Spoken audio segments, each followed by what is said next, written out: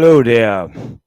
Welcome to another edition of Yankee Baseball with your boy, the Bad Diggity Dizzle. Maybe the Yankees can get out of this funk that they're in. They play a tough Cardinals team tonight that is obviously battling for a playoff spot. Middle of their lineup, 3 Hall of Famers in the middle of that lineup: Goldschmidt, Arenado, and Pujols. And the Yankees got some work to do. Nestor Cortez takes the bump for the Yanks tonight. Dakota Hudson for the Cards. I'm going to do my best Vin Scully. Tonight, obviously, we lost the great Vin Scully a couple of days ago. I've said before, he is definitely my greatest inspiration for doing play-by-play, especially baseball. One thing that was great about Vin Scully, he was very descriptive about everything he did. He was also able to fill all the free time with all kinds of stories and everything else. He's just amazing. The guy's the greatest sports commentator ever. Best play-by-play guy in the history of sports. So it's unfortunate that I don't get to do a Dodger-Yankee game. Well, maybe in the World Series. That'd be pretty awesome. The Yankees got a lot of work to do before they get to the World Series, though. Let's be honest. Garrett Cole pitched terrible last 2 outings. He's been horrible. He's given up 11 runs in about 12 innings, and that's not going to get it done. He can't give up 3 homers to the Seattle Mariners in the first inning, get your team behind 6-0. Not when you're a $325 million ace. That can't happen. So, Bodo, shout out to Bodo Winter. Thank you for the jersey, my good friend. Boto Winter, the old Pittsburgh Steelers, number 47 with Bodo on the back. He says his favorite player was Mel Blount. And Mel Blount was a great one. It'll be before my time, but obviously they changed the rules because Mel Blount was so devastating at hand checking the guys off the line. So they made sure they couldn't do that anymore. But he was amazing. So thank you guys and girls for being here as always.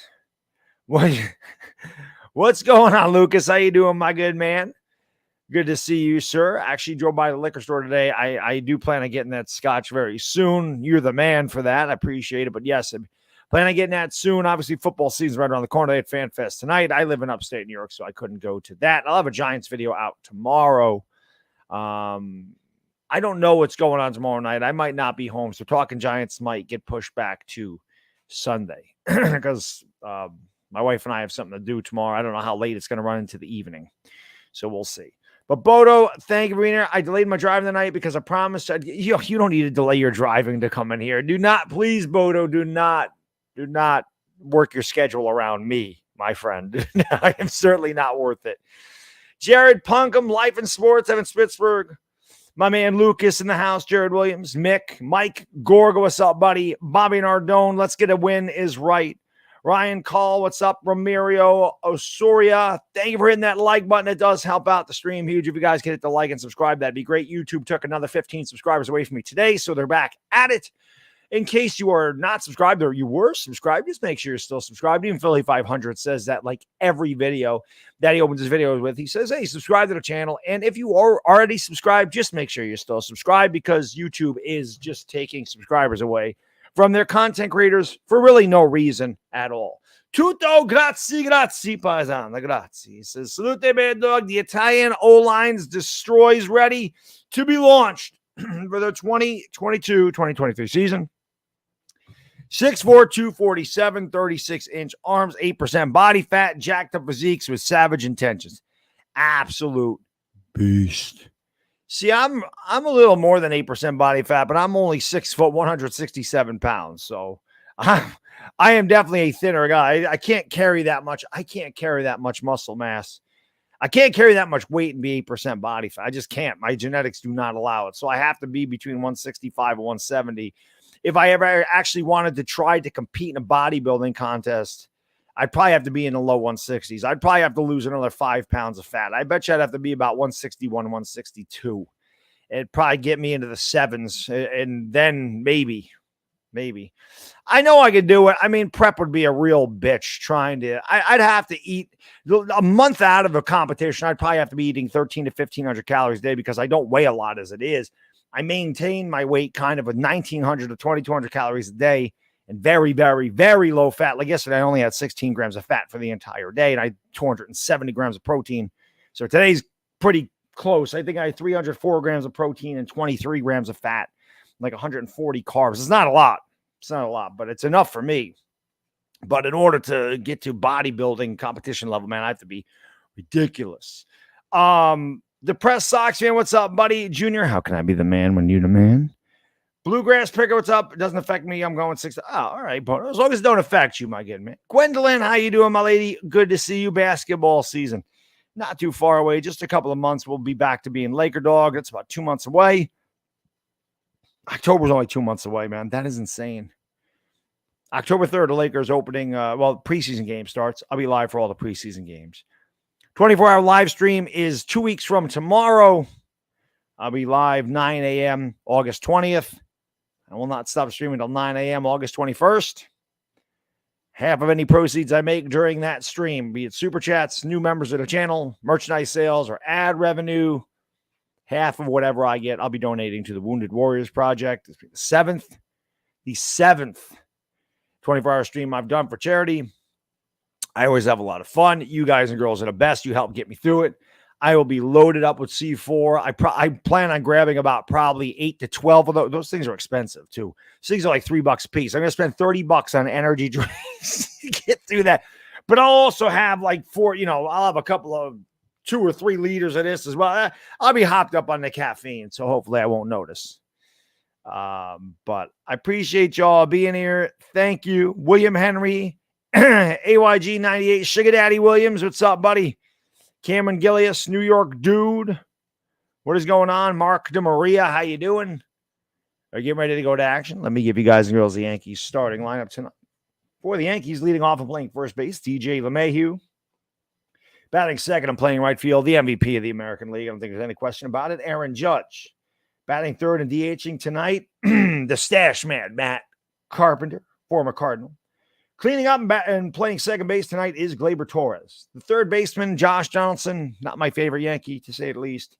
He'll bat fifth tonight. Newcomer, Andrew Benintendi. First game I get the call with Andrew Benintendi in the lineup. He'll bat sixth and play left field. He has struggled since coming to the Yankees. His average has dropped to 15 points since he got here, maybe pressing a little bit too much. IKF, Isaiah Kiner-Falefa will bat seventh to play shortstop. The catcher, Jose Trevino, all-star. He's been on fire. He'll bat eighth. Playing center field and batting ninth for the Yankees is Aaron Hicks, which means I can't wait for Giancarlo Stanton to get off the IL. Pitching for the St. Louis Cardinals tonight, Dakota Hudson, 6-6, 4.10 ERA. I can tell you this. I would love to go to St. Louis for a game. They have got like some of the best fans in the world reside in St. Louis. I think it would be a lot of fun to go to a Cardinal game. There's definitely some stadiums I want to get to before I visit the big ballpark in the sky. Pittsburgh is definitely one of them. That will be coming very soon. I may try to do that next year. Get to, like I said, just go to Pittsburgh for a weekend when I'm on vacation. So the flight would be very short and just maybe catch a couple of games. I mean, I can't imagine flights would be too much from Albany to Pittsburgh and back. And maybe look into that. Never been to Pittsburgh as a city anyway. Really wouldn't know what to do in Pittsburgh, but I'm sure I could find something. But I do thank you guys and girls being here again. If you haven't done so, hit the like, hit the subscribe button, ring the bell. We're ready to get underway. The game's on Amazon Prime tonight. Luckily, when I'm downstairs, Amazon Prime seems to work. The opening pitch is low for a ball, and it's 1-0 to DJ LeMahieu. DJ LeMahieu has been on fire, getting the average up to where it normally is, hitting .289 with 11 homers, 42 ribbies, and an .819 OPS. Dakota Hudson works quickly and deals the 1-0. It's outside, and it's 2-0. Darkness, how you doing? Thank you, buddy. Appreciate that. Hit the like and hit that subscribe. Thank you for hitting the like, I should say. Jared, I love Fenway. I hate the Red Sox, but I love Fenway. It'll be a 2-0 to DJ, and the pitch, it is in there for a strike at the knees, and the count is 2-1. Good sinker there by Dakota Hudson at the bottom of the strike zone. Yankees have been struggling. The Dodgers now have the best record in baseball. Yankees were 63 and 23 at one point. The 2-1, that pitch was a strike, but called a ball. Wow. That pitch had plenty of plate. It must have been because Molina had to reach across his body, but Yankees got a break on that one. That was definitely a strike. That wasn't close to a ball. That wasn't even borderline. That was a strike. So 3-1 to LeMahieu. And the pitch, That one's outside, so good start for the Yanks as DJ LeMahieu works the walk on 5 pitches. And that'll bring up Aaron Judge. All right, Bodo, you get ready to drive, my good man. Drive safe, as always. Thank you for swinging in, brother. I appreciate it very much. Dashy, how you doing, my man? Thank you for being here, as always. Dashy, I have a feeling come football season, you're going to have a wrench next to your name, my good friend. I think you've earned moderator status on this channel, Dashy. You're always here. You're the man. I've known you a long time. I think you've earned it, my friend. Here's the pitch to Judge. that one was not a strike, but he called it a strike. The pitch to LeMahieu was so much better than that. When that pitch was low and outside, he called it a strike. Aaron Judge has more balls called strikes than him than anybody in the league by far. Yeah, Steve, I got to get to PNC Park for sure. It'll be an 0-1 to Judge. Judge swings and rips it's right at the left fielder. Wow, Judge absolutely smoked that ball. But it hung up and Tyler O'Neill made the play. When he hit that, I didn't think there was any way that wasn't a hit. I mean, he absolutely hit a P. And it just hung up there. That was a seed by Aaron Judge. I mean, he hit the hell out of that. Here is Matt Carpenter in the, I don't know if it's not called Busch Stadium anymore. I'm not sure what they call this place, but he's getting a standing ovation. Tips the cap. Obviously a longtime Cardinal. And I said, the Cardinal fans are some of the classiest in all of sports. I don't think there's any question about that. Yadier Molina, there's another Hall of Famer. There's 4 Hall of Famers in this Cardinals lineup right now. Goldschmidt's a Hall of Famer. Arenado's a Hall of Famer. Pujols is definitely a Hall of Famer, as is Yadier Molina. Goldschmidt and Arenado maybe not first ballot Hall of Famers. Pujols and Molina are definitely first ballot Hall of Famers. Oh, God, not Angel Hernandez. What's going on, Keith? How you doing? The pitch to Carpenter is in there for a strike, and the count is 0-1. 1 out, 1 on in the top of the first here. No score between the Yankees and the Cardinals. It's Busch, too. Okay. Head for the mountains of Busch beer. Now, if you're old enough to remember that commercial, you're old like me. It'll be an 0-1 to Carpenter, batting from the left side. Dakota Hudson set at the belt, and the righty kicks and deals, and it's just off the plate. Outside, counts 1-1. It is still called Busch Stadium. Irish, how you doing, buddy? Kerm, what's going on? Ichigo, good to see you, my friend. Thank you for being here. Thank you all for being here. Carpenter hitting .322 with 15 homers, 36 driven in. Obviously, he has been a godsend for the Yankees. It'll be a 1-1 from Hudson to Carpenter. DJ leads off first. The righty deals, and it's low, 2-1 to Carpenter. Hudson off to a bit of a shaky start. He's kind of been wild, and the one pitch that he did get out, I mean, Aaron Judge, you can't hit a ball harder than he did. Yeah, Budweiser error. Exactly, Chris. Yeah, I like beer. Definitely like a lot of different beers. I've never acquired a taste for Budweiser or Busch. I'm a beer snob. I've said before, I like expensive imported beer. I mean, I also like domestic beer. I love Sam Adams. It's like my favorite. 2-1. Carpenter swings and foul tips it at the plate. Count 2-2. If my man Anthony Rotz is in here, I'm sure he's drinking a Sam Summer Ale for me. Michael, what's going on, buddy? Let's go, Yanks. Cressley, how you doing? Just incredible. Matthew, what's up, buddy? Good to see you all in the house. I appreciate you hanging out. Justin, thank you for hanging out. 120 in the UK.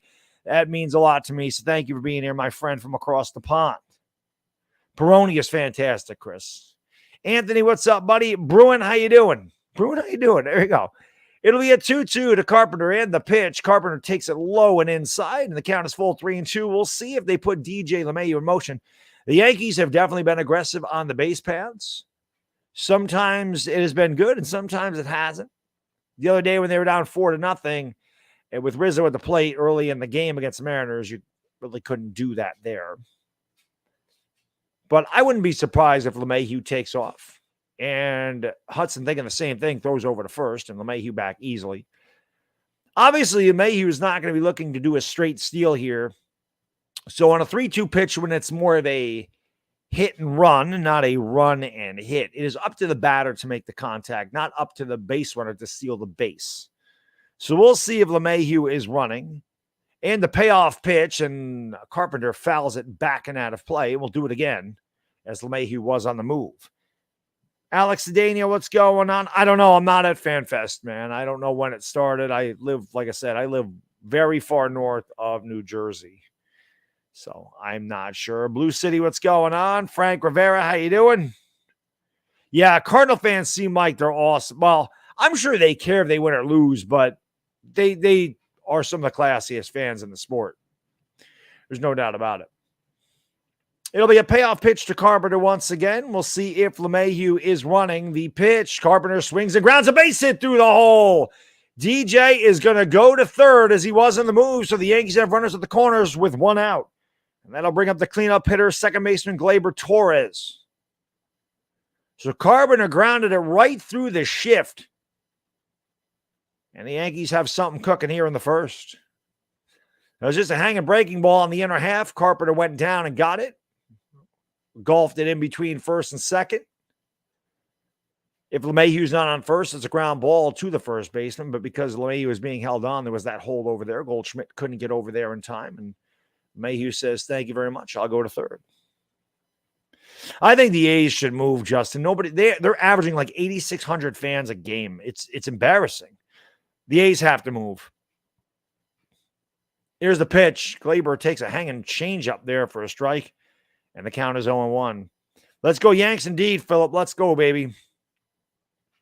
Gleyber hitting .254, 16 homers, 46 driven in. The power numbers are back for Gleyber. You'd like to see that average get up there a little bit more.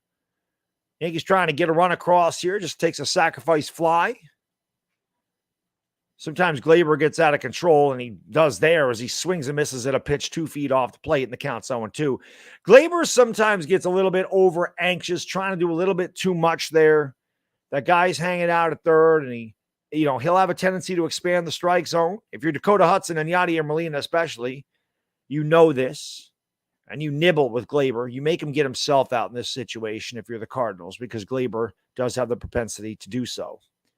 He'll swing at pitches out of the zone, so I wouldn't even throw him one in the zone. The pitch, high fastball, swung and a missed. Again, not even close to the strike zone. Gleyber down on strikes, a very unproductive at bat for the Yankee second baseman. The Yankees have first and third with 2 outs now, and now it takes a 2-out hit. The Yankees have been in this funk, and it has been stuff like this.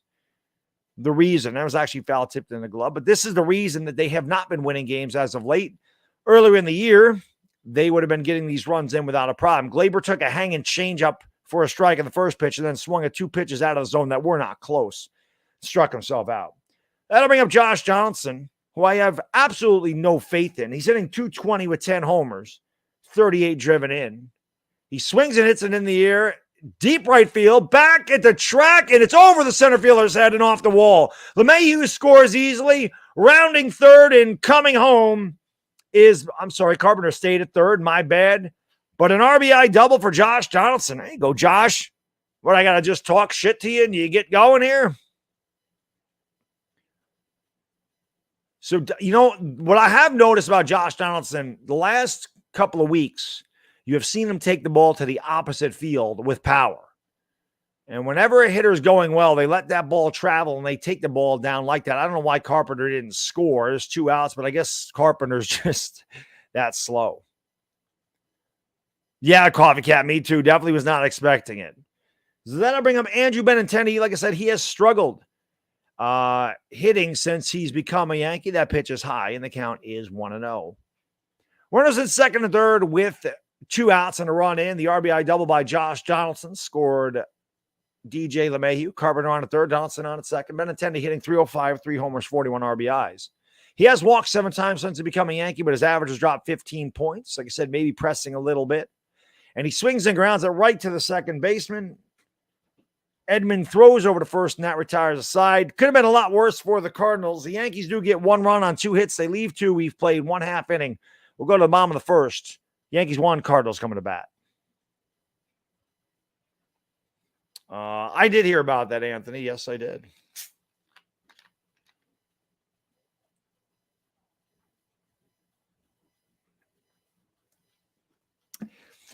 Chris, I don't know how they're going to outlaw the shift. The only thing I can think of is that you're only going to have, they're probably going to make you have 2 guys in each side of second base. That's the way I would imagine that they're going to do it. Like you're going to have the first, like you're not going to be able to have three guys to the left of second base. That's my guess. So, Perma, my good man, you're the man, brother. Thank you so much for the super chat. I appreciate you, my good friend. Perma's in the house. 420 crew, you know what to do. Smoke them because you got them. Perma's in the house.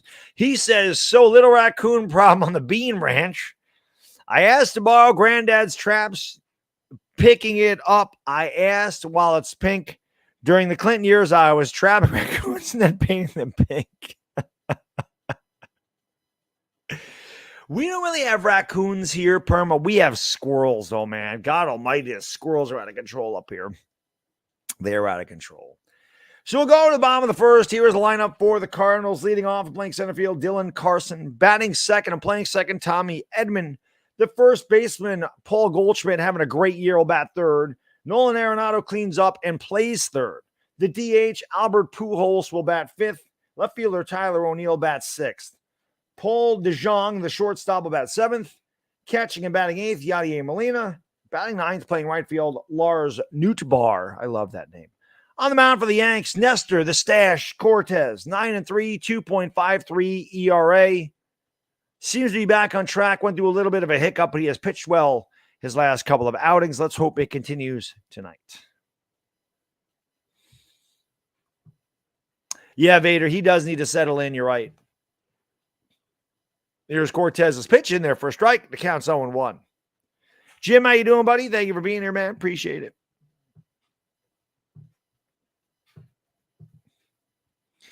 It'll be an 0-1. Swung on and ground a foul. Quickly ahead in the count. 0-2 is Nestor Cortez. And I got to be honest, with some of these guys like Dylan Carson, I certainly don't know much about him. Living in New York, I did not see a lot of St. Louis Cardinals games. Cortez deals quickly, and the pitch is swung on the ground and right back up the middle into the shift. Glaber behind second base throws Carson out, and there's one away here in the Cards first. That'll bring up Tommy Edman. Somebody in my house. I hear voices, and it's not because I am a little crazy, but it's not because I'm a schizophrenic. Maybe she's talking to Little Bad Dog, who lost his tooth. Little Bad Dog lost his tooth. Dashy says, don't get me started on Papa John's. Mike, hopefully he gets the average back up. That pitch is just off the corner. Called the ball, and the count's 1-0 to Tommy Edman. Edman hitting .259 with 7 homers, 696 OPS. The 1-0, it's swung and a missed, high fastball out of the zone, and Edman reached, and the count is 1-1. Yeah, he got the tooth fairy's already come, Mark. He lost his tooth Wednesday. 1-1 upstairs, 2-1. Slider with no bite upstairs. Yeah, Wednesday he lost it. Reese Beast, what's up? George Borneman, how you doing, my friend from Thailand? Thank you for watching. C. Mitchell, thank you all for being here. The 2-1 swung on in, pops straight up in the air behind first base. LeMahieu out, Torres over. Torres makes the catch. There's 2 away here in the Cards first. Then I'll bring up the first baseman, Paul Goldschmidt. Yes, the Yankees have the lead at the moment. Yeah, that he did get a standing O. It was pretty awesome. Here is Paul Goldschmidt. He could be the MVP of the National League. He and Pete Alonso battling for it. Hitting .332 with 26 homers, 82 driven in, and an OPS of 1.027. That pitch is just off the plate low, and the count is 1-0. The former Arizona Diamondback, this guy is just a monster. Paul Goldschmidt, one of the best players in the league. The pitch, let that one pass. Probably could have smashed that, but he looked at a change up high in the zone. The count's 1-1. 2 outs, nobody on. Bottom of the first. Yanks 1, Cardinals nothing. Cortez looks in for the sign, and the lefty kicks and deals, and Goldschmidt a little late in the fastball fouls it back to the right side and out of play. Count 1-2. Yeah, Reese, hopefully he continues to hit the ball to the opposite field. What's up, Fabian? What's up, Bookend Tackles? How you doing? $10. The Tooth Fairy's dishing out $10. Yeah. 1-2. Swung on and fouled away, and the counts remains 1-2. $10. My kid says to me, he gets all excited. He says, Daddy, I got $10. I said, $10. I said, I used to get $1. And he says to me, no lie. My kid goes to me, he goes, Daddy, is that because I'm really cute? I said, yes, you're really cute, kid. I said, but I said, the going rate in 1982 was $1. I said, that's inflation 40 years later. The 1-2 swung on and lined a foul into the seats or off the screen rather. The counts 1-2.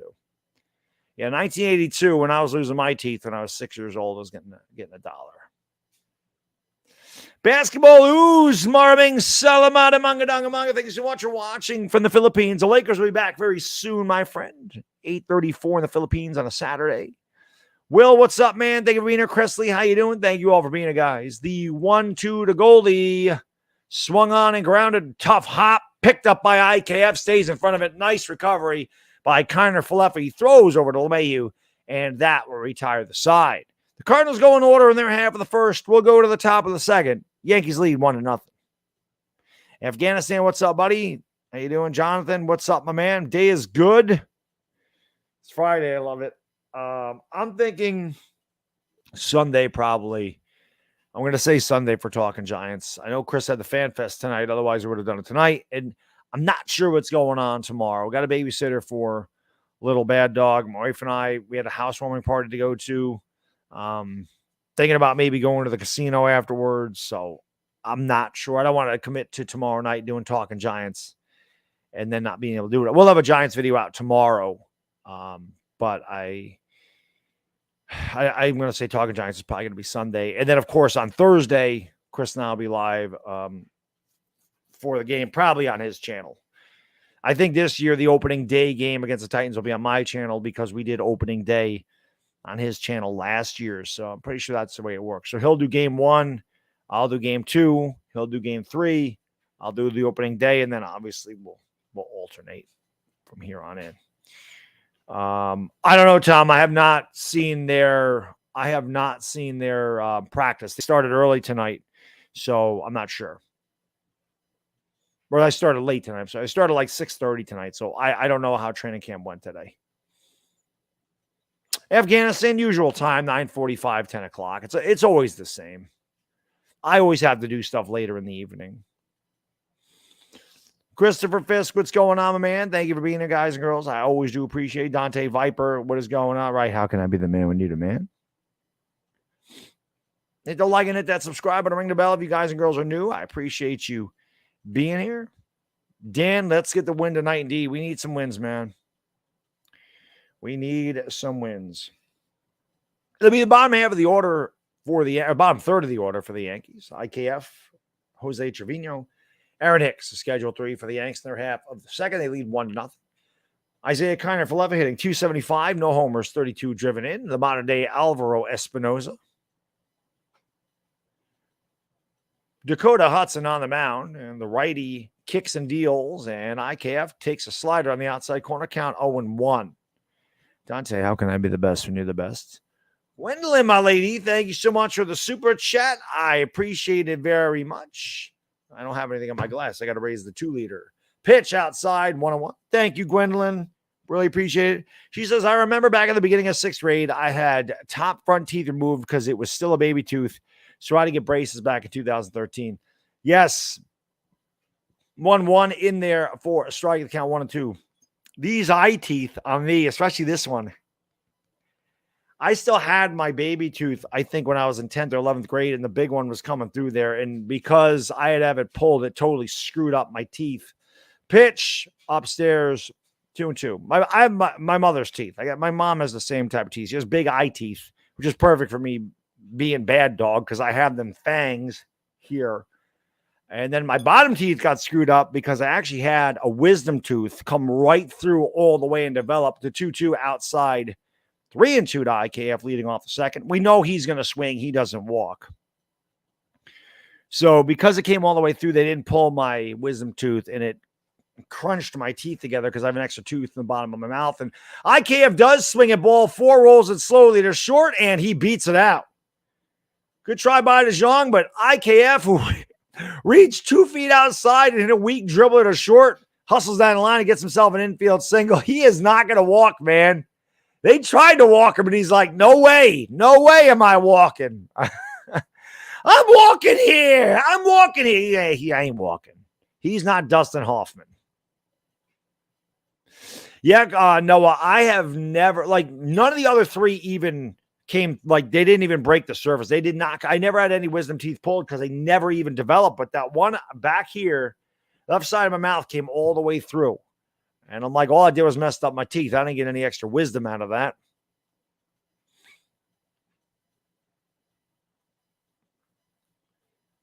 So the Yankees have a good start to their second. They scored in the first on an RBI double by Donaldson. Trevino at the plate. He has been hot, hitting .265, 10 homers, 34 driven in for the Yankee All-Star catcher.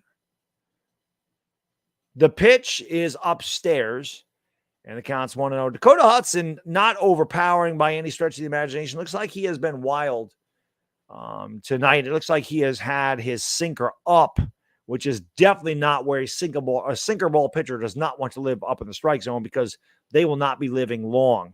They continue to get that slider up in the zone. Molina actually pounds the dirt to try to get him to get the slider to go down, and he hangs another one, and Trevino drives it into left field deep, but making the catch on the track is Tyler O'Neill. And there's one away here in the Yankees second. Molina actually took his glove and smacked the ground, telling Hudson to get that sinker down. He hung one, and he got away with it because Trevino just missed a 2-run homer.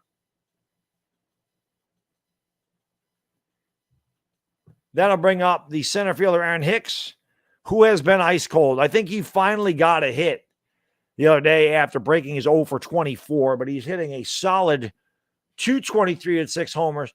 Once Giancarlo Stanton gets back, Aaron Hicks will be relegated to the bench. You will see Benintendi.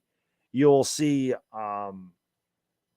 obviously, Carpenter can play some outfield, but you'll see Giancarlo Stanton, Benintendi, and Aaron Judge out there. Not this guy, especially when Bader gets healthy. That pitch is in there for a strike, and the count's 0-1 to Aaron Hicks. Yankees lead 1-0 as we play here in the top of the second. A leadoff single by IKF. Deep fly ball by Jose Trevino. 1 out, 1 on for the Yanks. Busch Stadium looks like an awesome park. Again, St. Louis not too far from me. For a flight anyway. I'm not driving there. Hell no. It'll be an 0-1. Hicks went around on a pitch that almost hit him in the back foot. Not even close to the strike zone, and Hicks swings at it. Showing Harrison Bader right there, who's 28 years old. Obviously, the Yankees, I do believe, will face Montgomery in this series. Been on a 10-day DL with plantar fasciitis. I have had that. It hurts. Pitch. Bounced up there. Molina stopped it very nicely. Holds IKF at first. It's 1-2. Hicks is a doofus. That is a good name for him, Vader. And yeah, Keith, 30-30. 30-30 my ass. Guy ain't no 30-30.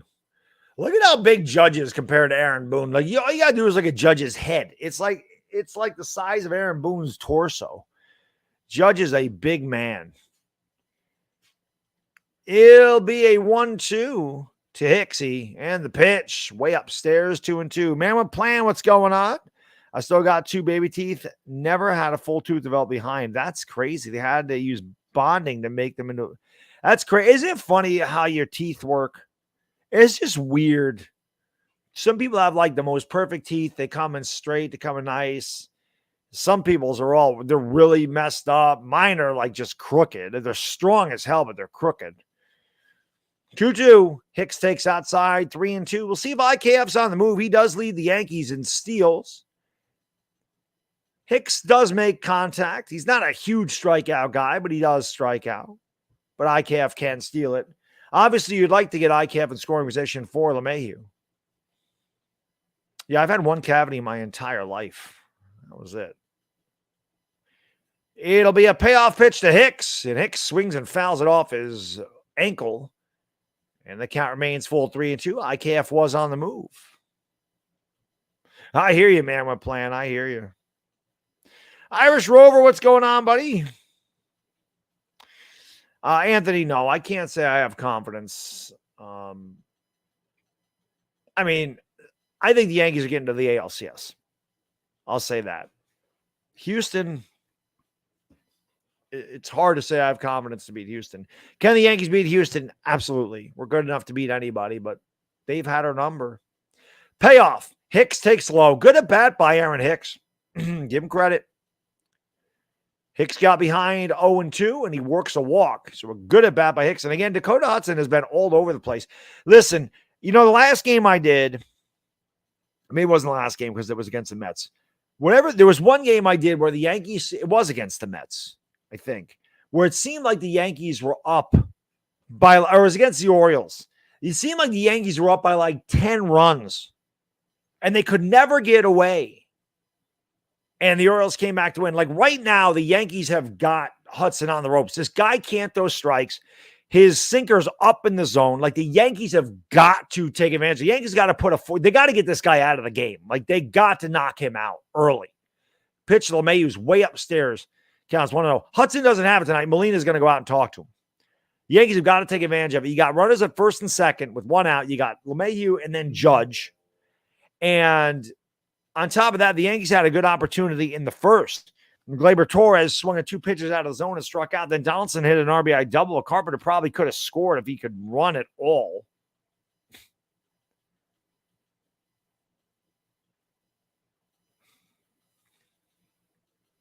I gotta watch that. eBay's interesting too. Like I was watching a Larry Bird autographed jersey card. It was a Panini National Treasures. And the last 2 of those, one sold for, I think, like 200, right around 200, 198, 202. And the one before that sold for like 193. And the one that's not even ended yet is at $251 already. It's the same card. Timing is everything on eBay. I'm not buying that one. I would have bought that for like 200. It'll be a 1-0. And LeMahieu takes it on the inside corner for a strike. And the count's 1-1. Rom J, what's going on? Pete Suleiman, Rafael DeLuna, Ronell Blinded. Thank you all for being here, guys. If you haven't done so, do me a favor. Smack the hell out of that thumbs up. That helps me out huge. Hit that thumbs up. Hit that subscribe if you're new. Try to do one Yankee game a week. Tonight it ended up being on a Friday because they played Wednesday afternoon and I was working. It'll be a 1-1 pitch to LeMahieu and he steps out. I wish I was just like retired. So I can tell you, if I didn't work,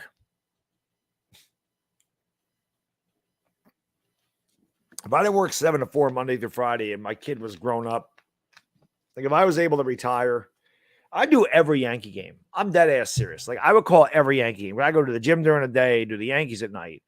LeMahieu hits a chopper off the plate foul. The count's 1-2. I can't do YouTube full time. God bless the people that can. I definitely could not.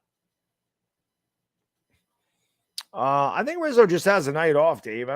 Oh no, what did happen to Rizzo? I forgot what happened to Rizzo. Yeah, I would never trust YouTube to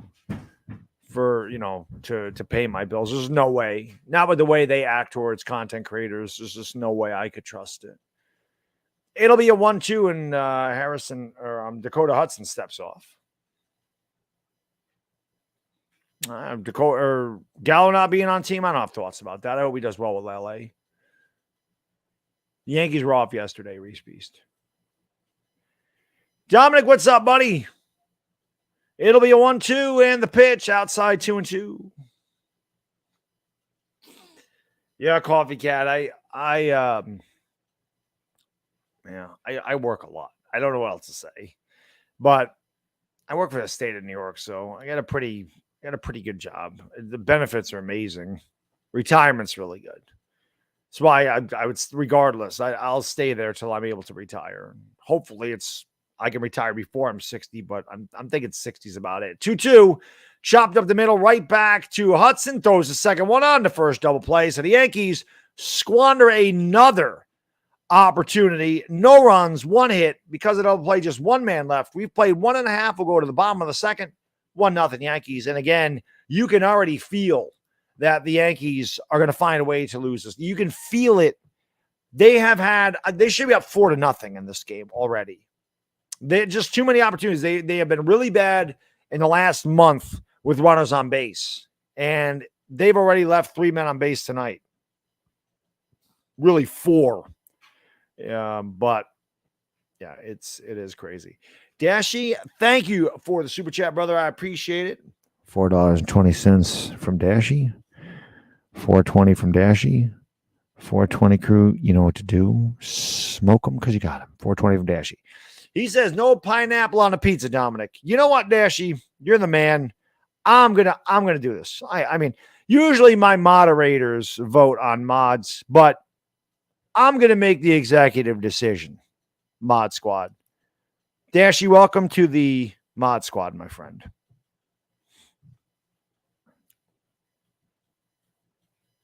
Welcome to the mod squad. You're here every time I stream, no matter what I'm streaming. Dashy's always in the house. He's always here.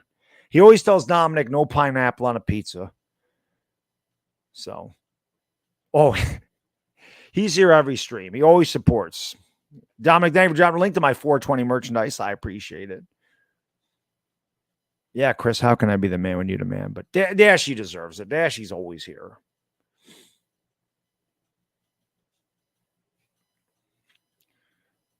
Exactly, Ramdre. Exactly. Yeah, Justin, I mean, I wouldn't worry about it. I think he's pressing. I think anybody that goes to the Yankees it's just embedded. There's a different pressure playing in New York. It is what it is. Some guys can flourish, some guys can't. But when you come from the Royals and especially when you're a good hitter and the fans are excited, hey, we got a good player, then they start to, you might start to press a little bit because the Yankee fans are going to expect something from you. Now, they're not going to boo you immediately. They will definitely give you some leeway. But if he's still struggling as we get into September, he might start hearing it. I think he'll be okay, though. Yeah, get your Bengals stream, Dash. Yeah, the football's starting very soon, my friend. Pitch upstairs, 2-0. Middle of the order here for the Cards. It'll be Arenado, Pujols, and Tyler O'Neill. Arenado hitting .293 with 21 homers, an OPS of .903. Cortez deals, hanging pitch on the outside corner. Arenado pulled a foul and says, oh my God, I had to pitch to slug, and I didn't. Count 2-1.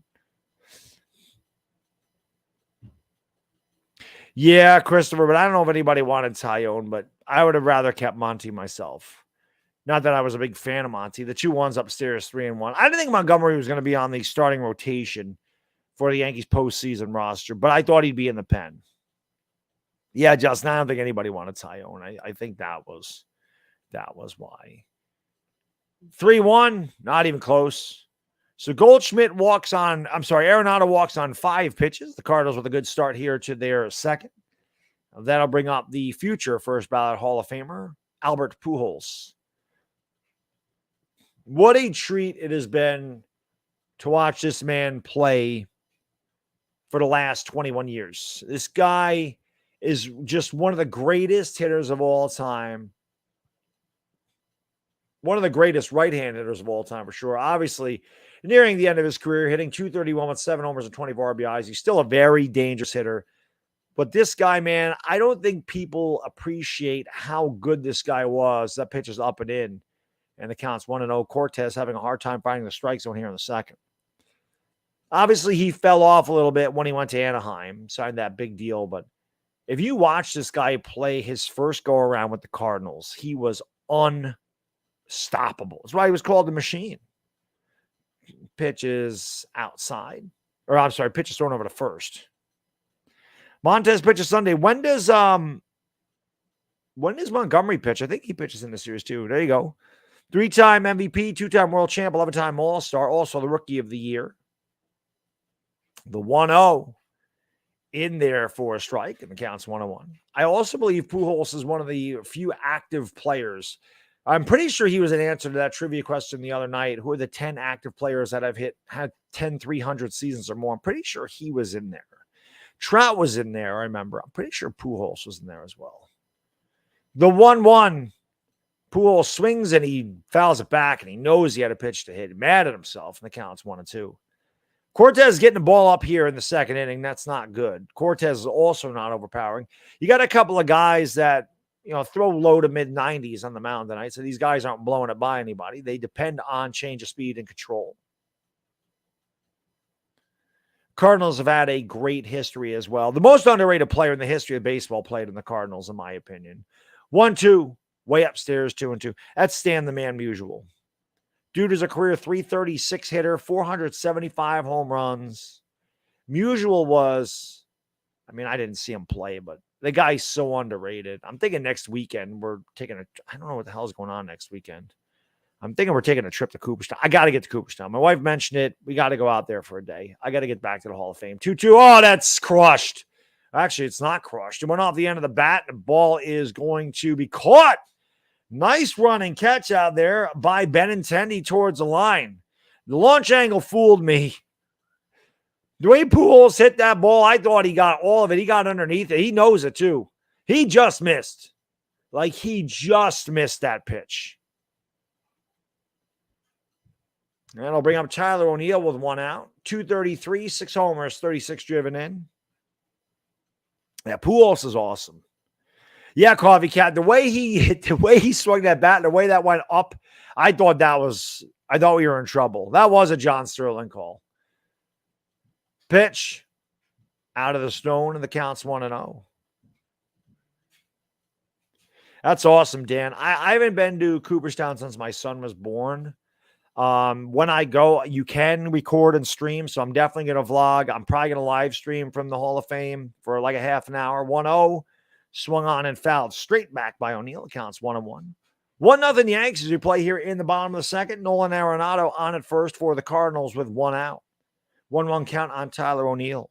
But yes, I checked that. You can record, you can stream, you can do whatever you want at the Hall of Fame. And the Rock and Roll Hall of Fame, they don't allow it, but the Baseball Hall of Fame, they do. So I'm like, I think it'd be fun to do like a half an hour stream from inside the Hall of Fame. Pitch. That was a strike called a ball. That's the second time the umpires missed that call, and the count's 2-1. Once he missed it to LeMahieu, and this time he misses it to Tyler O'Neill. That did look well hit. I'm glad I'm not the only one that got fooled by that swing by Pujols. I thought he hit it a lot better than that. It'll be a 2-1 pitch. Swung on and fouled back. Good pitch in on the hands for O'Neill, and the count's 2-2. I do not play golf at all, Anthony. I suck at golf. Really bad golfer. Yeah, well, Pujols is the man. I always use golf as an excuse to drink. That's really what it was.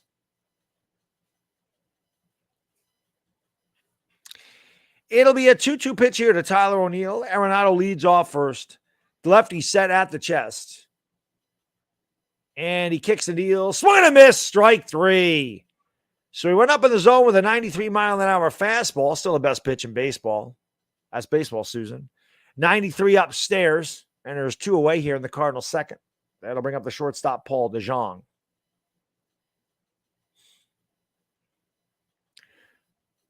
Trying to do this broadcast in honor of Vin Scully, and I totally John Sterling to the Pujols. Well, at least I didn't say the ball was gone. I just thought he hit it a lot harder than that. So 2 outs now. Arenado's still at first. Yanks lead 1-0. Cortez set at the chest. And the lefty deals, and it's way upstairs. The count's 1-0. Cortez has been a little bit wild here in the second inning. You feel like the Yankees should have such a much bigger lead than 1-0. They had first and third with 1 out. They couldn't score any more runs. They had second and third with 2 outs. Didn't score. And then they had first and second with 1 out in the second. LeMahieu grounded into the double play. Checked a swing. Looked like he went around. He did not go around, according to the first base umpire. And the count's 2-0 to Paul DeJong. He's hitting 140 with 3 homers. If you're Nestor Cortez, you got to go right at this guy. You do not want to walk a 140 hitter. You do not want to give up a home run to him either, like Garrett Cole gave up a homer to Kelenic, who was hitting 135. 2-1, just brushed over the outside corner for a strike. And the count is 2-1, and the slider there by Cortez. Cortez has a very nice gold chain. I'm Italian, so I always notice the jewelry. Some guys have ugly taste in jewelry, but that's a nice necklace. 2-1, just off the plate, 3-1. Come on, Nestor, stop fooling around with this guy. Challenge him. He's hitting 140. The Yankees have 4 outfielders for Paul DeJong. This is true, Jack. It really is. 3-1. Did challenge him. Well, it wasn't even a fastball. He threw a freaking cutter right down the middle of the plate. Center. You're not getting a better pitch than out of your Paul DeJong, and that just shows you why you're hitting 140. It's a 3-1 count, and you get not even a fastball, hanging curveball or slider right down the middle of the plate, and you foul it back. It'll be a 3-2 here to DeJong. Goldschmidt will take off from first with 2 outs. And Cortez deals the payoff, and it's not even close. That's a terrible job by Nestor Cortez. You cannot walk a guy that's hitting 140. I mean, that's terrible. That's inexcusable. That'll bring up Yadier Molina, another first ballot Hall of Famer here nearing the end of his career. He also gets a really nice ovation from the Cardinal fans. Molina hitting 208 with 2 homers. He's only played about half the season, a little less than half the season. Yankees play Molina straight away. Cardinals with a 2-out threat in the bottom of the second. And the pitch swung on a miss. Molina way out in front of a changeup, and the count's 0-1. Yadier Molina, also a 2-time champ. One of the best catchers in the modern era. Not only could this guy hit, maybe the best defensive catcher of the 2000s. If not, he's right amongst the top. The 0-1 swung on a miss. So he goes low and away with a changeup, then high upstairs to the fastball. Molina is quickly behind in the count, 0-2. Dashy, who are the Reds playing tonight? Shout out to you, Dom. Well, it's good that you got the job, Dominic, my man.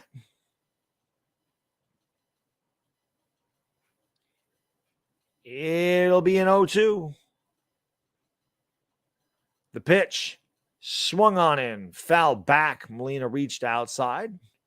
Ball comes back into play.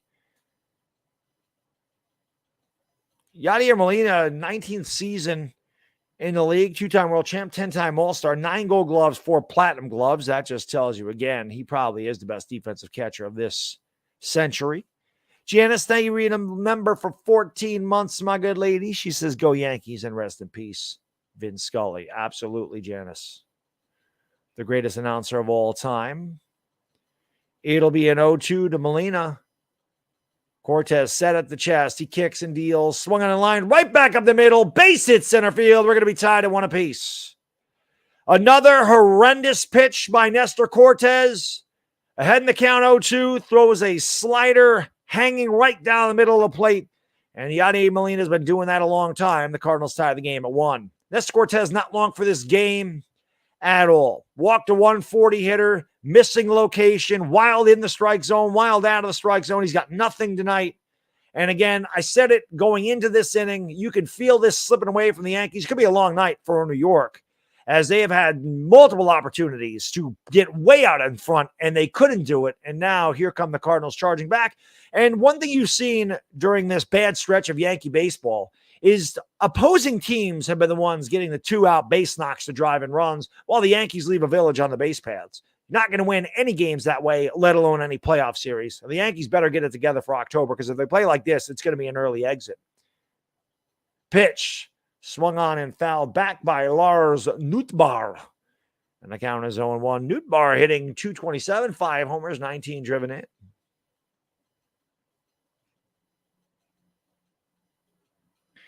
Yeah, Joey Votto's a Hall of Famer too, Dashy. Joey Votto is a fantastic player. It'll be an 0-1. The pitch upstairs fouled away, and the count's 0-2. See if Cortez can throw a better 0-2 pitch here.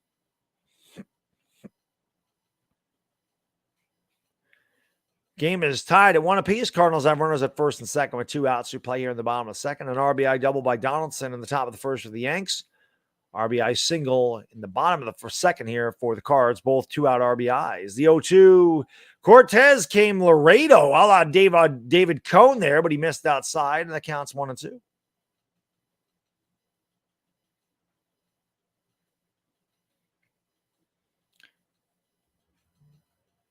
Yadier Molina at first. Paul DeJong on at second. Lars Nootbaar at the plate. The 1-2 swung on and popped up foul out of play and into the seats, and the count remains 1-2.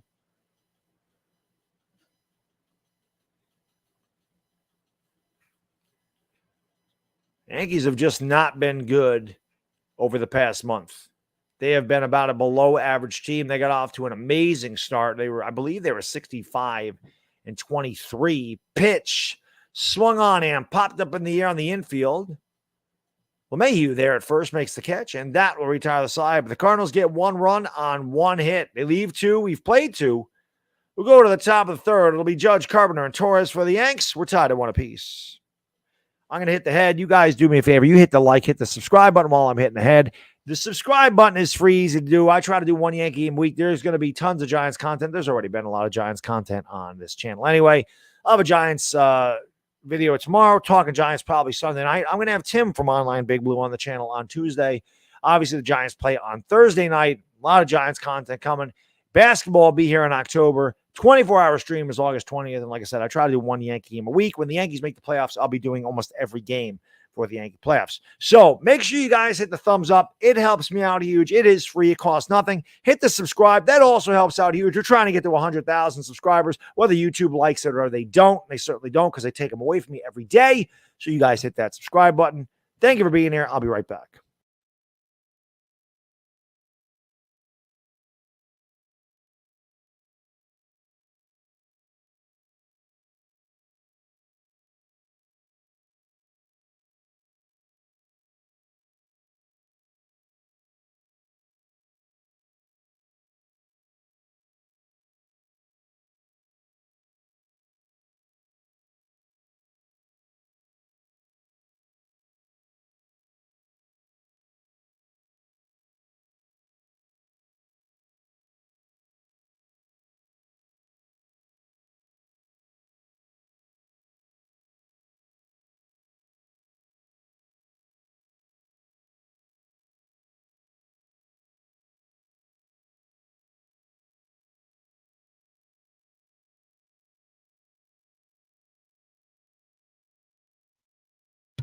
There's the old arch, the gateway to the west.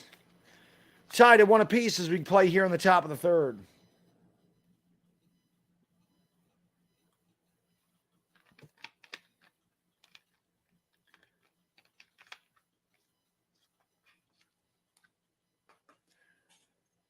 Here is Aaron Judge. He's 0 for 1 tonight, but on the year hitting .297 with 43 home runs, 93 driven in. He is ahead of Roger Maris's pace. Roger Maris set the home run record in 1961 with 61 home runs. Dakota Hudson has wiggled off the hook a couple of times here in the first two innings. The Yankees have left 3 men on base. First pitch to Judge is up and in, and the count's 1-0. Yes, the McDowell. They have the Golden Arches. We have the Golden Arc. That pitch is in there for a strike. And the count is 1-1. They have the Big Mac. We have the Big Mick. That's a great movie. Coming to America is a great movie. The 1-1. Low, 2-1. One of Eddie Murphy's last really good movies. Eddie Murphy got into the 90s, and once he started picking up transvestite hookers, it was kind of the end of Eddie Murphy. But the 80s was a golden decade for Eddie Murphy. Pitch is grounded foul by Judge, and the count's 2-2. Matthew, I'm not going to be home tomorrow. I got a lot of stuff to do tomorrow. I got a housewarming party, date night with the wife tomorrow, so I'm not going to be home tomorrow. I'm going to the gym in the morning, going to do a Giants video, and then I'm gone for the day. It'll be a 2-2 to Judge. So I'm doing the game tonight. Hudson kicks and deals. Judge takes it outside off the plate. 3-2 to Aaron Judge, leading off the third.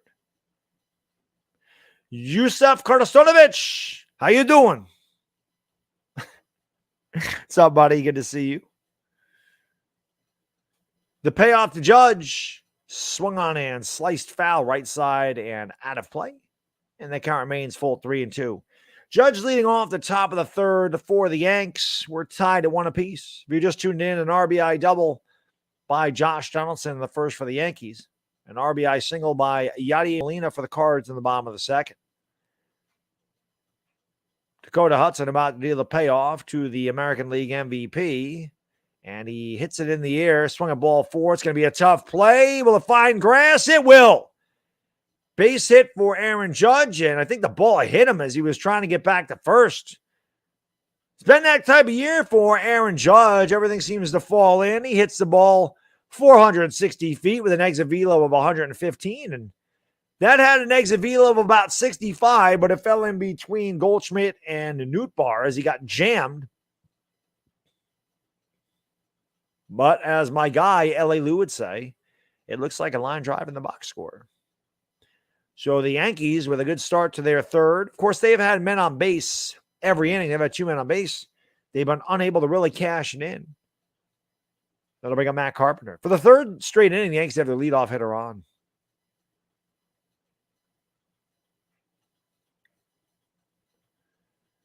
So Carpenter comes up, hitting from the left side of the plate.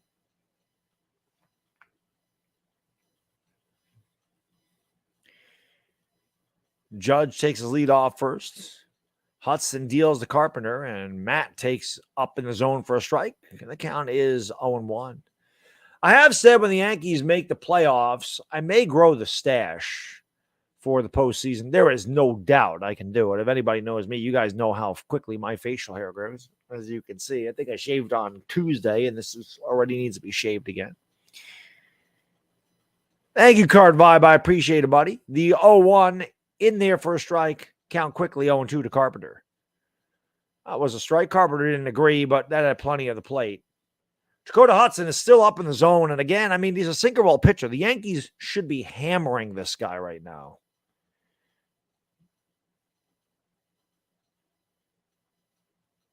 It'll be an 0-2 to Carpenter. Judge leads off first. 1-1 here in the top of the third.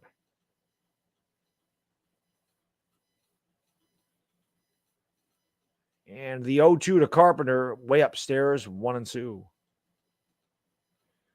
Punkham says, grow the stash. I got to see it. Yeah, I think for the playoffs, I might just do it. It's just when I go to work, man, people are going to be like, what the hell are you doing? I know that's going to happen. I'll be like, hey, man, it's just superstition. Superstitious. I got to do it. Punkham, I got to do it for the playoffs, right? We got to do it. It'll be a 1-2. Carpenter swings and lines a base hit down the line. It's rolling into the corner. Judge is going to go to third. Carpenter will stop at first. Here we go. This is a replay of the first inning. Except for first and third with one out. The Yankees have first and third with nobody out. Second time Carpenter has hit that spot. Takes an inside fastball and hooks it into the corner. I told you, Carpenter wears Tino Martinez's number, and he has the stash in the eye black like Don Mattingly. And I'm not comparing this guy to Don Mattingly, but the way he went down and the way he ran to first, it kind of reminded me of Donnie Baseball. So the Yankees have a golden opportunity to retake the lead. Here is Glaber. He struck out with runners at the corners and one out. Again, Glaber swings. It tries to do way too much and swings the pitches out of the zone. I wouldn't throw him a strike. That pitch was way upstairs, Ump. What are you looking at?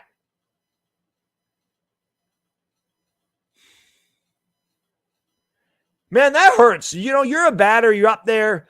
0-1 is so much different than 1-0 with runners at first and third and nobody out. The umpire that was not even close. It's a bad job by the home plate umpire. That's a ball. Nothing Glaber can do about that. 0-1. Glaber swings and hits it in the air foul, and he's quickly behind 0-2. That was a terrible job by that home plate umpire. Not even close. So, again, Glaber struck out in this situation in the first, but he does have a propensity to reach and go out of the zone, trying to do way too much. He gets over anxious, and I wouldn't throw him a strike. I definitely would keep the ball out of the strike zone and make him get himself out because he will do that. 0-2, and he does. He swings and misses at a pitch 2 feet off the outside corner. Another horrendous at bat by Gleyber Torres, and he fails again to get the runner in from third with less than 2 outs, and that'll bring up Josh Donaldson. It's the same exact sequence he saw the first time, and much like although the first pitch was not his fault, it was not a strike, but then he swings at 2 pitches that are not strikes. Dashy always knows the umpires. It's amazing. So that'll bring up Donaldson. He had an RBI double in the first. He picked up Gleyber. That pitch, that pitch is plenty high enough. Had the plate by a mile. Umpire calls it a ball. That pitch, that was a strike all day, every day. So it's 1-0 to Donaldson. Maybe it was a makeup call for what he did to Gleyber. It'll be a 1-0 to Joshy Washi. The pitch outside 2-0. Judge on a third. Carpenter on a first. 1 out. Top of the third. We're tied at 1 apiece. The Yankees have already left. They've left 3 men on base officially, but really 4. They had 2 men on, and LeMahieu grounded into a double play in the top of the second. The Yankees have had 2 men on in every inning so far, and they've managed 1 run. It'll be a 2-0 to Donaldson. The pitch. He checked the swing, didn't mean to, at a pitch that was way off the plate. The count's 2-1. You can tell the Yankees are pressing as a team.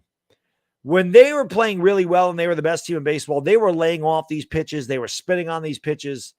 They were just taking the walk, letting the next guy do his job. You can see the pressure starting to intensify because they started to lose, and they're trying to do too much. And they are really helping. They're really helping Hudson out tonight, who has been all over the place. The 2-1 lined up the middle, base hit center field. So Josh Donaldson is 2 for 2, and the Yankees take a 2-1 lead.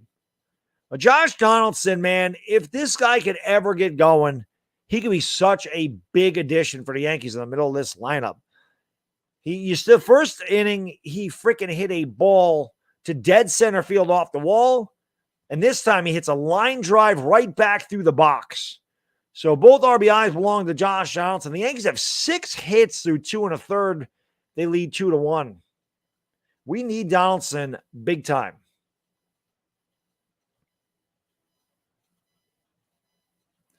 So that'll bring up Andrew Benintendi. He has been struggling since he's been a Yankee. There's no question. His average has dropped 16 points, and he takes a big swing and fouls it back on the changeup, and the count's 0-1. Yankees with runners at first and third. 1 out, top of the third, lead 2-1.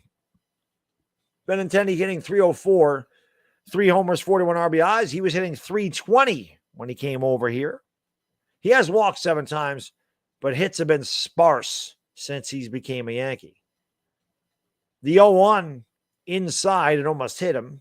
If you're Benintendi, you got to stick your elbow in there. Come on, Benny. You got to put your elbow out there and take one for the team.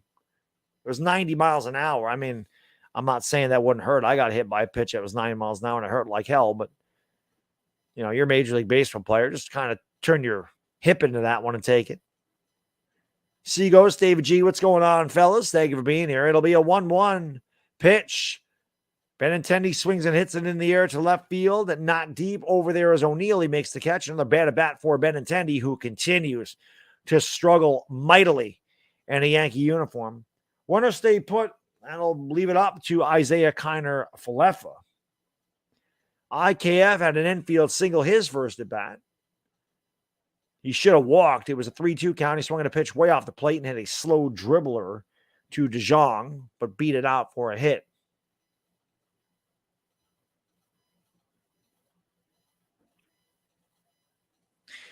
Yeah, the only difference is Benintendi makes contact. He has struck out a lot since he became a Yankee. He struck out 3 times in a game, which I don't quite understand.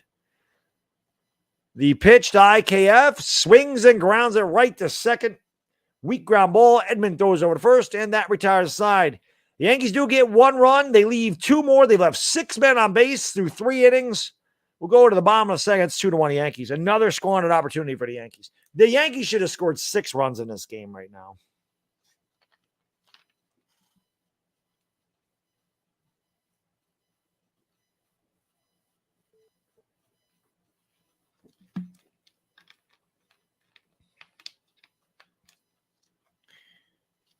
Robert Duger is not starting pitching material. Bruin, have a great night. Mike, I agree.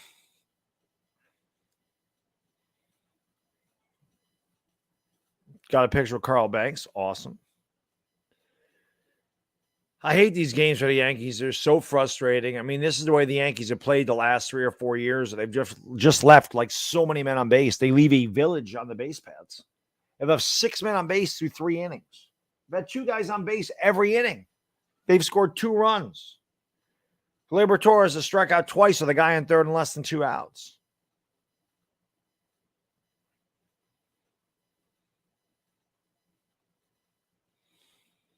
It's crazy.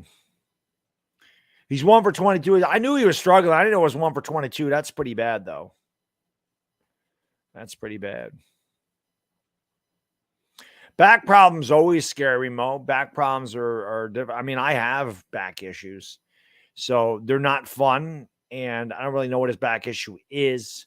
I think it was spasms, which spasms are tough, man. That's what I deal with. I don't have disc issues in my back, but it's a reason that I can't squat or deadlift at the gym, because if I get up wrong, if I get stand up wrong or sneeze wrong, I can throw my back out. It just spasms. It's freaky the way my lower back muscles just will kind of, they spasm. They clench together. And it hurts. They like Charlie horse. I get a Charlie horse in my lower back, and it's not fun. You can't even move. The pain is excruciating. So we'll go to the bottom of the third here. It'll be the top of the order for the Cards. It'll be Carlson, Edman, and Goldschmidt. Dylan Carlson was 0 for 1. The pitch in there for a strike. The count is 0-1. Would I grade you mean trades, Matthew? There was no free agents, obviously. Pitch. Swung on and blooped to second. Gleyber jumps up in the air. Didn't need to do it. Eyewash. Could have just taken a step back and made an easier catch, but there is an out, and there's one away here in the Cards' third. Then I'm bring up the second baseman, Tommy Edman. I'd give the Yankees I'd give them a B. I don't think they did bad. I think Montes and Benintendi, very nice additions. Getting Bader, I don't really understand. I mean, we kind of gave up an arm to get Bader. I do like Trevino and Efros in the pen. I mean, we got our pen. I would give him a B. I don't think it was anything. I don't think it was bad. I certainly don't think it was A+ material. That pitch is upstairs, counts 1-0. If they could have added Luis Castillo and Juan Soto, I definitely would have given him an A+. Even if they could have landed Luis Castillo, I probably would have given him an A-. 1-0, swung on and fouled away. The count's 1-1. 1 out, nobody on. Bottom of the third, the Yankees 2, the Cardinals 1. Ron, what's going on, my man? Thank you for being here. Yeah, Jack, I didn't quite understand. Well, I do when I find out that he thought he had a trade done with the Marlins to get Lopez, and it fell through, and he'd already made the trade. So...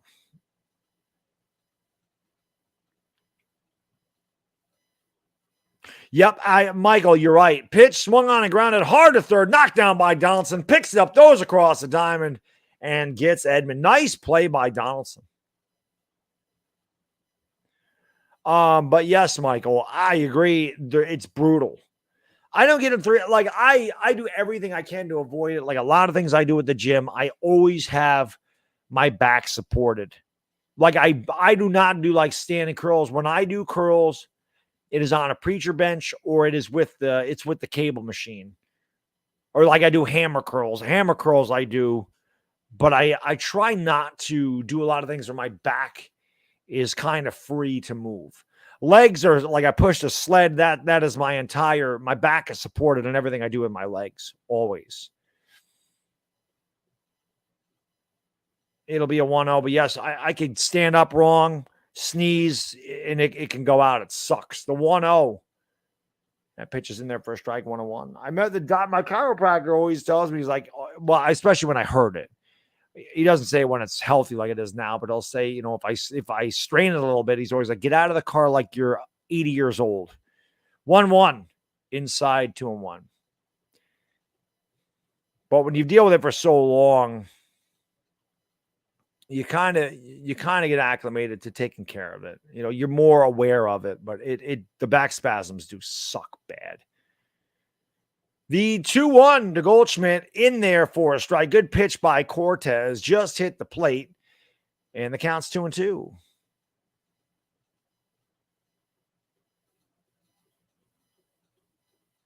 Caputo's made his way into the chat. The 2-2. Swung and a miss. Strike 3. Probably the best pitch of the night for Cortez. He threw the cutter down and in. Goldschmidt swung over the top. Cardinals go in order in their half of the third. We've played 1/3 of the game. Go to the top of the fourth. The Yankees lead at 2-1. It'll be the bottom of the order again for the Yankees.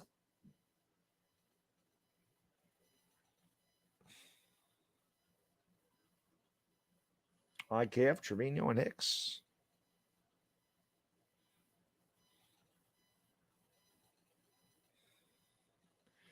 Zuhaib, what is going on, my friend? Thank you for the bracelets, my friend. Thank you for the gifts. I appreciate it very much. The old 4 Ocean. I appreciate it, Zuhaib. Thank you, my friend. I'm sure FanFest was awesome.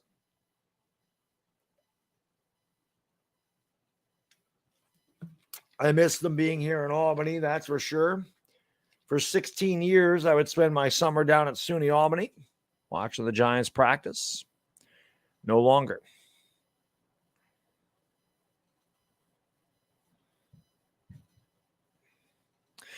Top of the fourth coming up, 2-6-0 for New York, 1-1-0 for the Cards. Dashy's going to end up raging again. You've done a lot of raging this year, my friend. Joey Shakes, what is going on, my friend? I definitely got to get on your show with Philly 500, and especially now that football season's coming up. We gotta do it, my friend. He says, I haven't been around, 100K soon. Proud of you. Thank you, Joe. I appreciate that very much. Probably not soon. I mean, YouTube is really doing, I mean, you hear, I don't know if this happens to you, Joey, but you hear Philly 500 say it like at the beginning of every one of his videos. Make sure hit the like button, hit the subscribe button. And if you were subscribed, make sure you're still subscribed, because YouTube just has a tendency to take subscribers away from content creators. And I'll be honest, Joey, I would say since April or May, they've probably taken a good 2,000 or 3,000 subscribers off of my channel. They've been doing it a lot. So I'm hopeful by October we can get that milestone, but it's been tough sledding, but not for lack of effort. I can tell you that, but thank you for being a member for 4 months, my friend. And like I said, we'll have to hook up during the football season for sure.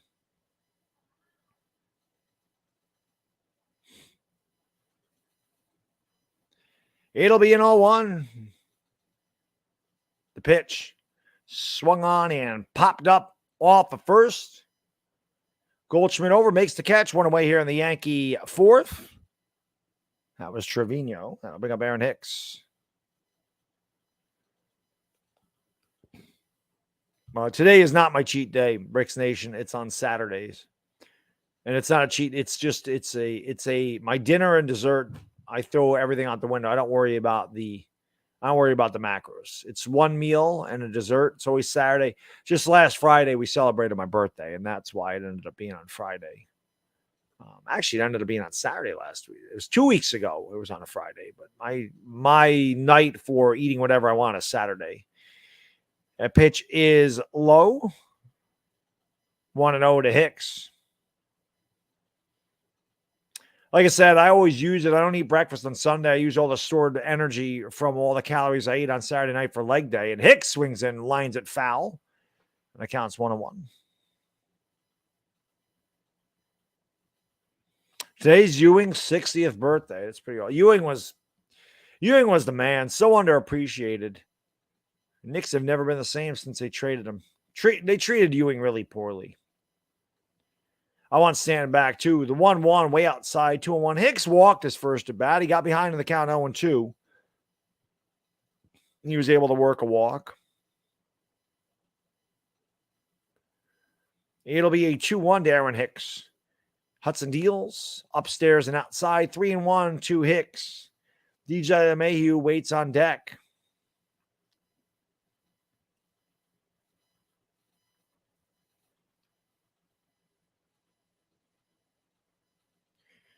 It'll be a 3-1 to Hicks, and the pitch is in there for a strike. Hicks tried to buy that as a ball, but had plenty of the plate. The count's full 3-2.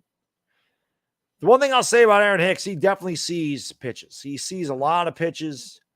There is no doubt about that. He works the count. I'll give him that. He is a very patient at bat, but usually results more often than not are just like that as he grounds it weakly into the shift, cutting over and making the play as the shortstop. That was going to be a lot easier for Edmund, but instead, DeJong ran in front of him and threw out Hicks. 2 away here in the Yankee fourth. For the first time tonight, the Yankees don't have 2 men on base.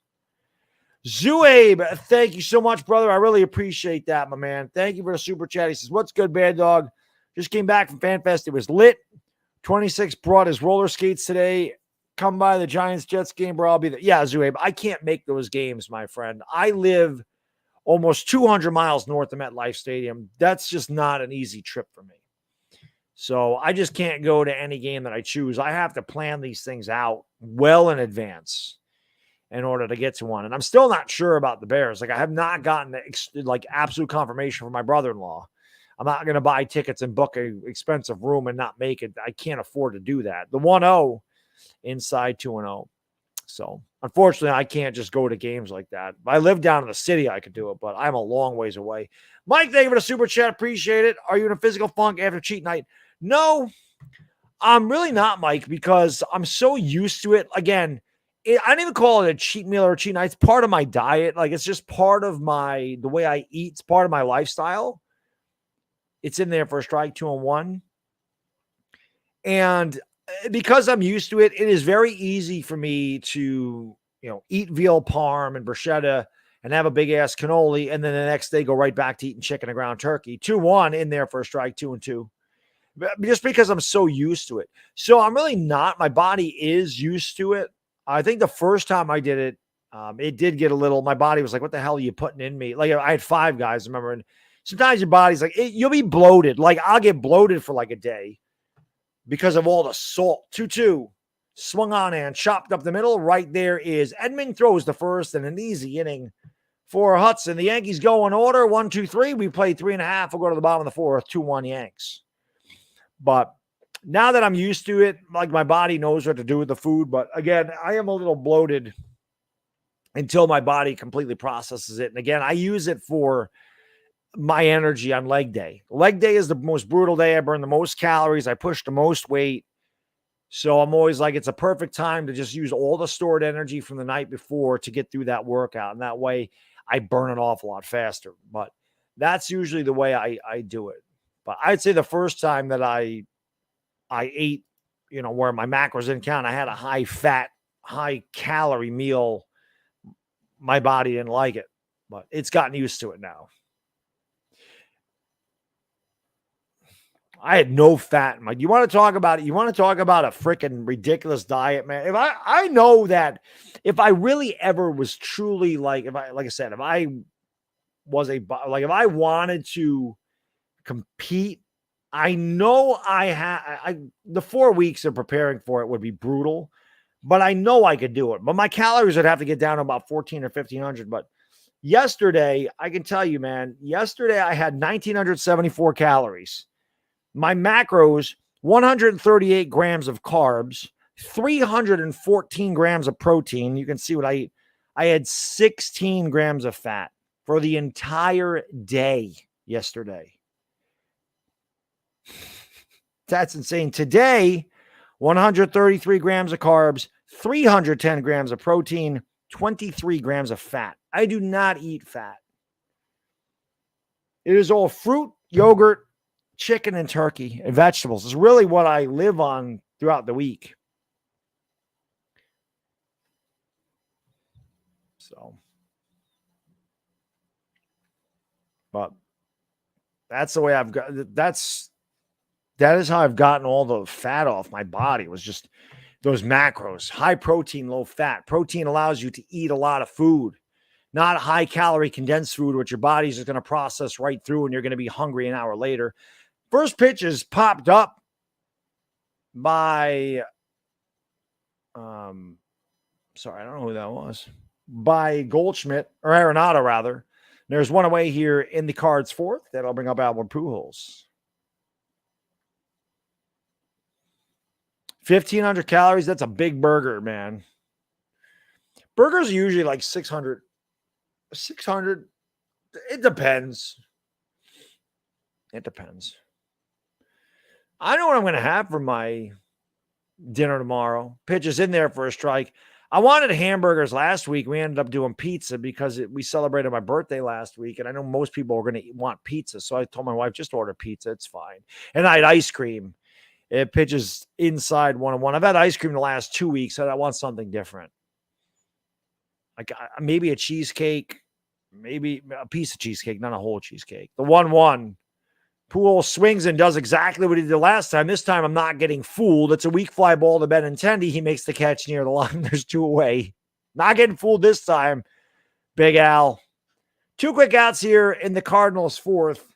That'll bring up the left fielder, Tyler O'Neill. Fabian, yes, I always pack breakfast and lunch. Every day during the week, 3 Kodiak pancakes, and 1 cup of yogurt. I've actually switched over to Oiko's 000 yogurt. Somebody told me about that. Weak ground ball to third. Tough hop. Donaldson plays it. Nice play by Josh. Donaldson's having a great night tonight. He's got both RBIs for the Yanks.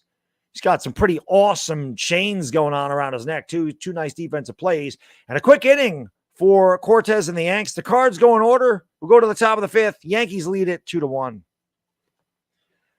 So 3 Kodiak pancakes, 25. It's 30 grams of carbs, 14 grams of protein, 190 calories. I switched to Oiko's 000 yogurt. Somebody alerted me to that. I like the Chobani yogurt, but it had 11 grams of carbs. I'm sorry, 11 grams of protein, 16 grams of carbs.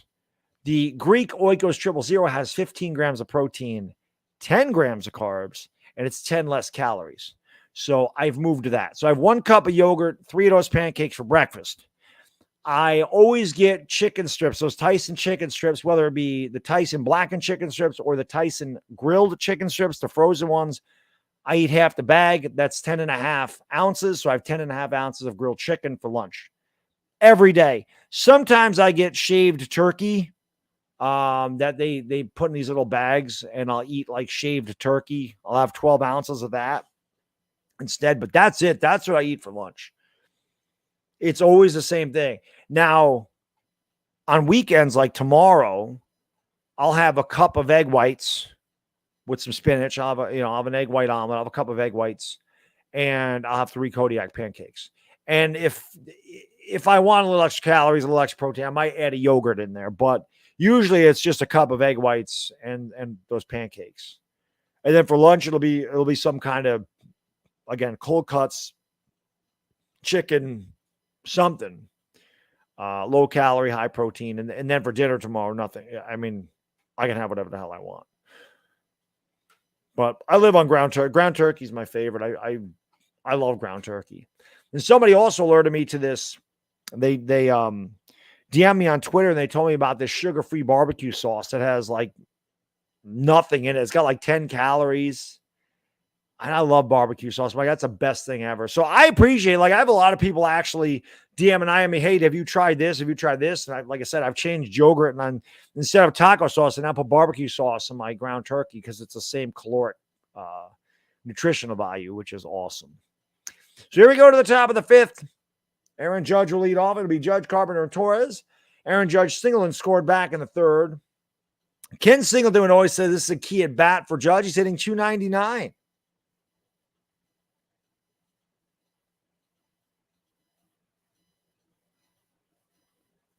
It'll be an 0-1 to Judge. And the pitch inside 1-1. Someone says, got to break habits. Change is good for. Nah, that's not true at all. You're supposed to actually have habits when it comes to nutrition. You're supposed to have a diet that you can sustain for the rest of your life. You're not supposed to change your habits. Judge swings and hits a weak fly ball, and it's going to dunk in for a base hit. So Judge is going to go over 300. That's the same hit that he had his last at bat, just a duck snort down the right field line. He kind of giggles and says, yeah, that's right. Exit velo 60 miles an hour, line drive in the box score. He's 2 for 3, and he's on at first with nobody out in the 5th. No, I barely ever eat Italian. But Fabian, one night a week, I have, like I said, if you ever want to know what I eat, go to my fitness page and go to the grocery shopping video. I pretty much show you what I eat all the time. The Cardinals are going to make a pitching change here. Again, Dakota Hudson did not have it tonight, but the Yankees really couldn't do much. You know, they couldn't push any runs across. They have 7 hits. They got just 2 runs. We have a new pitcher coming in. We'll take a time out of the field. It's 2-1 Yanks. But you can check it out. So I have whole grain pasta. I have 4 ounces of whole grain pasta. I put 8 chicken meatballs in there and a cup of sauce. That is a higher calorie meal for sure. It's about 900 calories. It's a lot of carbs. It's a lot of protein. I can't eat that. I definitely can fit that in with my macros. There's no question. I could eat that and still be at 1,900 calories for the day. I can still have my banana with my PB Fit peanut butter at the end of the night, or a couple of yogurts, or sometimes I have those protein pancakes for a snack. But yeah, if you guys want to know more about this stuff, like I said, subscribe to my fitness channel because I'm going to put a lot more stuff on that channel. And that's pretty much what I talk about. My workouts, the way I eat, the way I shop, all that stuff. I mean, if you're interested in it, I always say everybody's different. You don't need to do what I'm doing. Like I literally am trying to get to 8% body fat. My buddy's like, you're going to end up being under 8 because that's what you're going to do. Because you're not, once you get to 8, you're going to want more. And then I literally have guys at the gym egging me on to try to compete. They keep saying, why don't you compete? Why don't you? They're putting it in the back of my head. I just can't imagine trying to do that. There's 2 things about competing that I wouldn't want to do. Number one, the prep. The 4 weeks out of trying to live on 1,300 to 1,400 calories a day, I'd be so miserable eating like that. The other thing I'd have to do is shave my body hair. I don't want to do that. I'd have to shave or wax my legs, man. I don't have a lot of torso hair, but I would have to. I have a lot of leg hair, and I'm Italian. I always say the torso part of me is the Irish part of me. I have no back hair. I have 0 back hair, thank God. Facial hair, yes. Leg hair, yes. I don't want to have to do that. But it's the way I want to look. So again, you don't need to go to that extreme. I diet extreme. If you want to be 18% body fat, that is the body of a male athlete. 18% body fat. That is very low. The average male, I think, carries 28% body fat. So 18% body fat. You can pretty much eat. You can't eat whatever you want, but you can still live and work out and be 18% body fat. I mean, I was living pretty good at 13% body fat, but I didn't want that. I didn't like the way that looked on me. Because again, I'm a little nuts when it comes to my physique and I have body dysmorphia. Like I'm never good enough. So I do diet to the extreme. I'm not saying anybody needs to do that. As a matter of fact, I'm going to show you guys one video on that fitness page, how you can get 260 grams of protein in about a 1,600 calorie day. That's how I know I can do it because I know how to get all the nutrients I need with no calories. So I'll show you that. And I would never suggest anybody live like that because even I don't live like that, but there's definitely ways to do it. Well, Carpenter's up there. Pitch upstairs, 2-0 to Carpenter. Andre Plante in the game. Dakota Hudson out.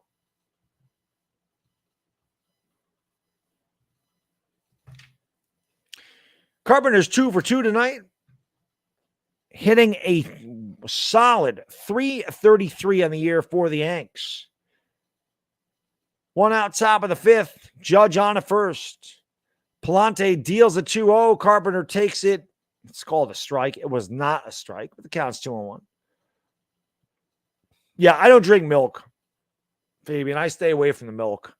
A lot of calories there. So I don't, but I do like the banana. The peanut butter powder is the best, Jeff. Greg Doucette turned me onto that. I love peanut butter, but so high in fat and calories. But the PB Fit is the best thing ever. The pitch is outside 3-1 because I can put 2 tablespoons of that in my protein shake. And I can add all that peanut butter flavor, but it's only 70 calories and 8 grams of protein and only 5 carbs and 2 grams of fat. So it's nothing. Whereas a 2 tablespoons of peanut butter is 190 calories, 16 grams of fat, and less protein. So peanut butter and almonds I do eat almonds, but I have like one serving every other day or like every week. Carpenter squared around to bunt as Judge steals second. So good job by Aaron Judge as he's on at second now with nobody out in the fifth. He stole that on the pitcher. He got a great jump. Molina had no chance. Judge stole it without a throw.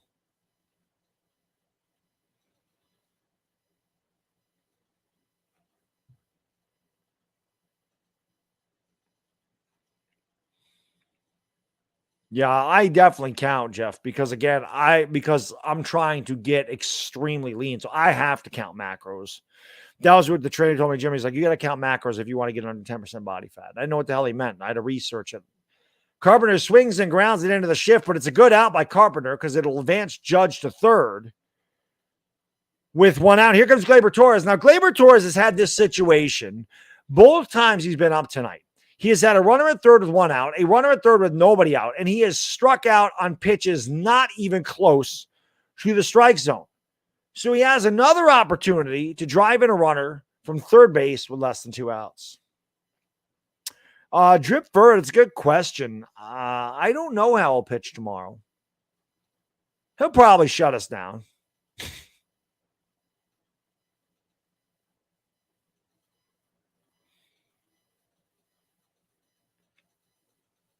Yeah, Taco Bell better not forget your food. I'm glad one of us can eat like that, Dashy. Gleyber swings and fouls it away. Again, Gleyber over anxious, trying to pull an outside and low pitch. Count on 1. If Gleyber would have hit that ball fair, would have hit it right to the shortstop, and Judge would have to hold the third because the Cardinals are playing their infield in. Gleyber has to be patient. Gleyber right now needs to think up the middle, opposite field. He doesn't need to hit a home run. He just needs to think back through the box, and he'll make solid contact to get the run in. 0-1. And that's exactly what he does. He hits it off the pitcher. Going to be a tough play. Throw, no good. Gleyber beats it out. Judge scores. 3-1 Yankees. He hit it right back up the middle. Now, the pitcher did get his glove on it, knocked it down. Plante, if he would have stopped it, could have got Judge at home, but it went through him. It was picked up by Edman. He threw it wild. I think that'll be a hit for Gleyber. Molina is catching, yes. But he went right back up the middle. It's exactly what I said. You got to think up the middle there.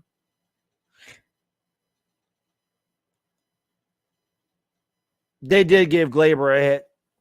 Gleyber will take it. I mean, you'll take any RBI. You get another guy with a really nice chain. I like that. I like that chain, Gleyber. 3-1 Yanks. Here's Josh Johnson. He's had a really good night. He's made 2 really good defensive plays in the field. RBI double in the first, RBI single in the third. Most encouraging about both of Donaldson's hits, they were both hit hard. They were both hit up the middle. The double went over the center fielder's head. The single went right back up the middle to center field.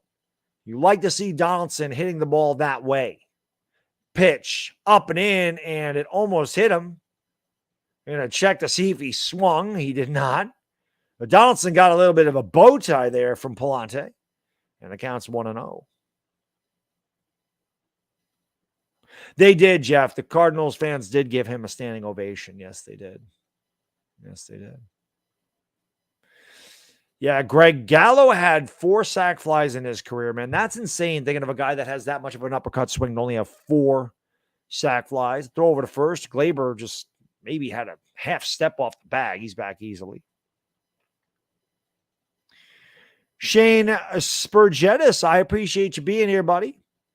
Thank you for hanging out. Cardinal fans definitely welcome. I was talking about how great the Cardinal fans were at the beginning of the stream. I would love to go to Busch Stadium. It looks amazing. The throw over to first, and Gleyber is back. 1 out, 1 on, 1 in the top of the 5th for the Yanks. They lead 3-1. Showing the franchise history between the Yankees and the Cardinals. Yankees won in 1926, 28, 43, and 60. I'm sorry, 26, 28, 43. They lost in 42 and 1964. Of course, Bob Gibson was God back in the day for the Cardinals. Cardinals have one of the best histories in baseball. 1-0. Oh, swung on and hammered. Is it foul? Yes, it is. A little bit too far out in front for Donaldson there. But Donaldson looking a lot more confident at the plate. Again, he's got some nice jewelry. Oh, yeah, Jeff. The Cardinal fans are awesome. Like I said, I would love to go to Busch Stadium. PNC Park is – I got to talk to my wife. I want to go to Pittsburgh next year. They don't need to play the Yankees. I just want to go to a couple games in Pittsburgh. I really do.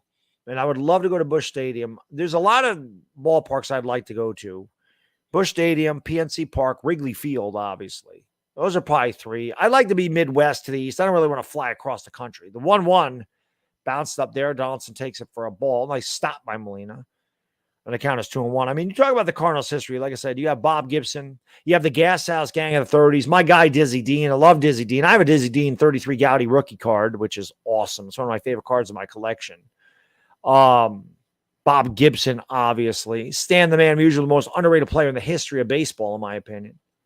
I need a Dizzy Dean autograph. But I really liked it. Joe Ducky Medwick. You know, he was a Cardinal. A lot of really good players come to this franchise. Obviously, Yadier Molina, Albert Pujols. You know, more recent history. Of course, they had the Rabbits. They had Whitey Ball back in the 80s. You know, you had Vince Coleman and Ozzie Smith, another guy that, you know, came up with the Padres, but obviously he's a St. Louis Cardinal. There is Stan Musial. I mean, he's the most underrated player. The guy hit 336 and 475 homers. Nobody talks about how great Musial was. I'm going to the Hall of Fame this weekend. There's no question. We got to go to the Hall of Fame next weekend. I miss Cooperstown. I got to get there. Pitch is fouled away. The count's 2-2. But there is Musial. 22 seasons, 3-time NL MVP, 3-time world champion, 24-time All-Star, 7-time batting champion. I also have a Stan Musial 1948 Bowman rookie card. I love Stan Musial. Love him. The Cardinals have so many good players, man. I mean, like I said, they didn't hit home runs in 1985, you know, when they lost to the well, Jack Clark was their big bopper, but you had Tommy Herr was such a good hitter. Willie McGee was great. 2-2. Won the MVP in 85 for the Cardinals. Fouled away. John Tudor turned his whole career around with St. Louis. There you go. I mean, you have the two teams with the most World Series titles. The Cardinals have 11 titles, 23 pennants, 31 playoff appearances. Both the Yankees and the Cardinals have 53 Hall of Famers. You know, I'm a guy that loves the history of baseball. I'm a baseball historian. Like I said, Vince Scully is my all-time favorite announcer. He's a big influence on what I do here on YouTube. I love the history of baseball. So being able to do a Cardinal-Yankee game as that pitch sails upstairs by Palante, 3-2 to Donaldson. It's an honor for me to be able to do this game. The Yankees and Cardinals obviously do not play a lot. And again, just being such a guy that loves the history of baseball, I just love it, which is why it's my favorite sport. This is pretty cool. Obviously, I want the Yankees to win.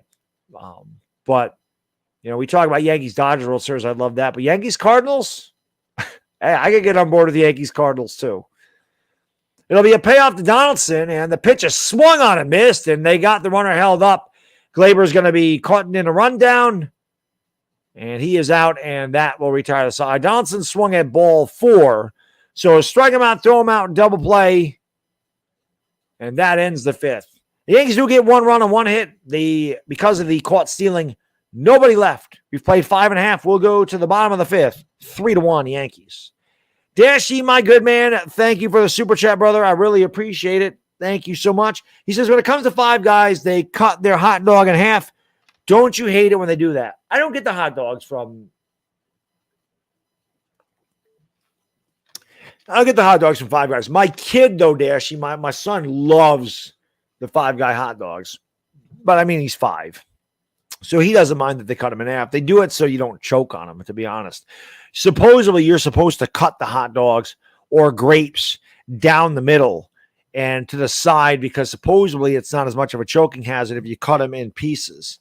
My mom knows that because my mom worked for the state, and she worked for, she worked in a house that helped disabled people. And I remember that was like a state thing that she had to cut the hot dog the long way. So I never heard of that. So every time my son would have a hot dog, that is exactly how I cut it. I cut it the long way like that. But if I go to Five Guys, brother, I'm getting a burger and fries, my man. I am getting a hamburger. I'm getting everything on it. Everything. I'm even getting onions on it now. I'm not really an onion guy, but all of a sudden I've kind of acquired a taste for onions. I don't know why. Like, I don't want onions on my sub. I don't like a ton of raw onions. But I've definitely acquired a taste for onions that I never had in my life. But you give me everything on that thing, man. When I'm a Saturday night and I can eat whatever I want, you give me the hamburger, you give me the bacon, the sauteed mushrooms, the jalapenos, the green peppers, the grilled peppers, lettuce, tomato, ketchup, mustard, bacon, if I didn't say it, everything. I want that sucker this big that I have to eat it with a fork. There ain't a better burger than Five Guys. Now, I don't have an In-N-Out burger on the East Coast. They don't make In-N-Out burgers over here. Smash Burger sucks. And we don't have a Whataburger either, so I've never had that. So on the East Coast where I am in New York, upstate New York, Five Guys is by far the best burger joint out there. Pitch. Swung on in, fouled away. It'll be DeJong, Molina, and Nootbaar. Bottom third for the Cards in their half of the fifth. The Yankees lead it 3-1. The 0-2 pitch upstairs, 1-2. 3-8-0 for the Yankees. 1-1-0 for the Cards. The Yankees got their runs on an RBI double by Donaldson in the first, an RBI single by Donaldson in the third, RBI single by Gleyber Torres in the fifth. The pitch outside 2-2. Cardinals got their lone run on an RBI single by Yadier Molina in the second. Paul DeJong walked his first at bat. He is hitting 140. Kind of agitated me that Cortez would walk the guy. He goes right at him that time, and he strikes him out on a fastball. One away here in the fifth for the Cards. We don't have a Shake Shack either. White Castle was gross. But we don't have that up here anymore either. We used to. So, like, we have the regular hamburger joints up here. McDonald's, Wendy's, Burger King, Sonic. They are putting a Chick-fil-A not too far away from me. I don't know if they serve hamburgers or not, but obviously the chicken. Pitch outside 1-0. What I'm looking forward to is supposedly, and it's not a place that I could go frequently because it is expensive. If anybody's ever been to a Ruth's Chris Steakhouse, 1-0. Swung on the ground to right to third. Donaldson makes a nice play. Long throw over to first. He retires Molina. 2 quick outs here in the fifth. Nestor Cortez starting to settle down and get in a groove. Ruth's Chris is supposedly coming to Colony, which Colony it's a suburb of Albany. So it's probably 20 minutes south of me, but that's much closer than Puerto Rico, which is where I usually go and eat Ruth's Chris. As soon as it opens, there's no doubt I got to make my way there. Date night, me and Miss Bad. I got to go to Ruth's Chris, but that's probably a once a year thing because it's for 2 people to eat there. It's probably $200. It's expensive. That's not something I'm going to be doing every week. Nootbaar takes a strike. He's over 1. He popped out in the second, hitting 225 of 5 homers. Pitch outside 101. Ruth's Chris is amazing. L.A. Lou, what's up, buddy? Good to see you, my friend. We don't have a Bear Burger up here either, Jeremiah. We don't have a lot of burger places up where I am. 1-1. Low, 2-1. We just got Sonic a few years ago. Like I said, we do not have a Chick-fil-A. We're supposedly getting one. It's supposed to be here. I don't think it's come here yet. They're supposed to be here. I think next April is when they're talking about. Pitch. It just missed low, and the count is 2-1. As well, there should be, Dashy. There definitely should be moments of silence for Vince Scully. Like I said, everything I do here, especially when it comes to baseball, is inspired by Vince Scully. Like talking about the food, I mean, pitch, it's just off the plate. So Cortez walks the 9th place hitter with 2 outs. And that'll bring up Dylan Carlson. It's just not what you want to do if you're Nestor Cortez. Boone just kind of scratching his head. But what Vince Scully would do, obviously, he had a lot more baseball stories than me because he's a man that's been around, Major League Baseball forever. So he could talk about that. But I always try to fill dead air doing this, and I try to be very descriptive with the pitches, the counts, the score. I try to keep you up to date if you're just tuning in. The runs, the hits, the guys on base, the amount of outs, the innings. I try to do that because Vin Scully was the best. Throw over to first, and Newt Barr is back. But I loved Vin Scully. I mean, voice of my childhood, voice of many guys' childhoods. He was around a long time. He broadcasted for over 50 years. He and Joe Gargiola, man, NBC Game of the Week. I watch a lot of them back on YouTube just to hear those guys call a game as that pitch is fouled away, and the count is 0-1 to Carlson.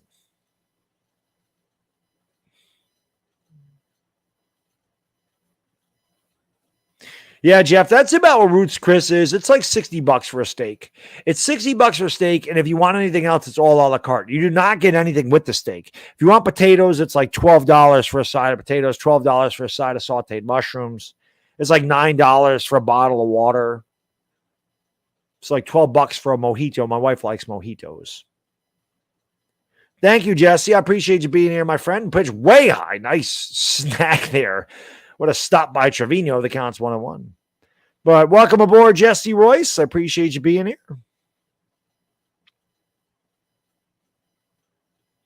Scully was awesome. 67 seasons. Yeah, that's right. I mean, it's long. Texas Roadhouse is up here, Fabian. Texas Roadhouse is also in Colony. There's a lot of places on Wolf Road in Colony. There's a lot of restaurants down there. So there's also a lot of restaurants up here on Broadway in Saratoga.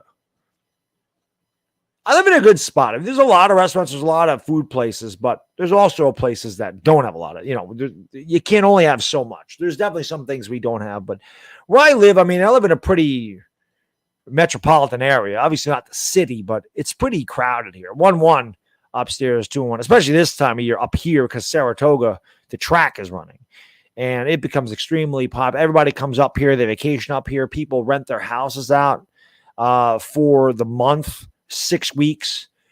People use their lawns for parking because people come up here for the track season. So it's very busy up here, middle of July through Labor Day. 2-1. Check swing. Did he go? He did not. 3-1. Cortez can't believe he didn't swing. I can't believe he didn't swing either. As he used to say, man, if he would have made contact, it would have been a double.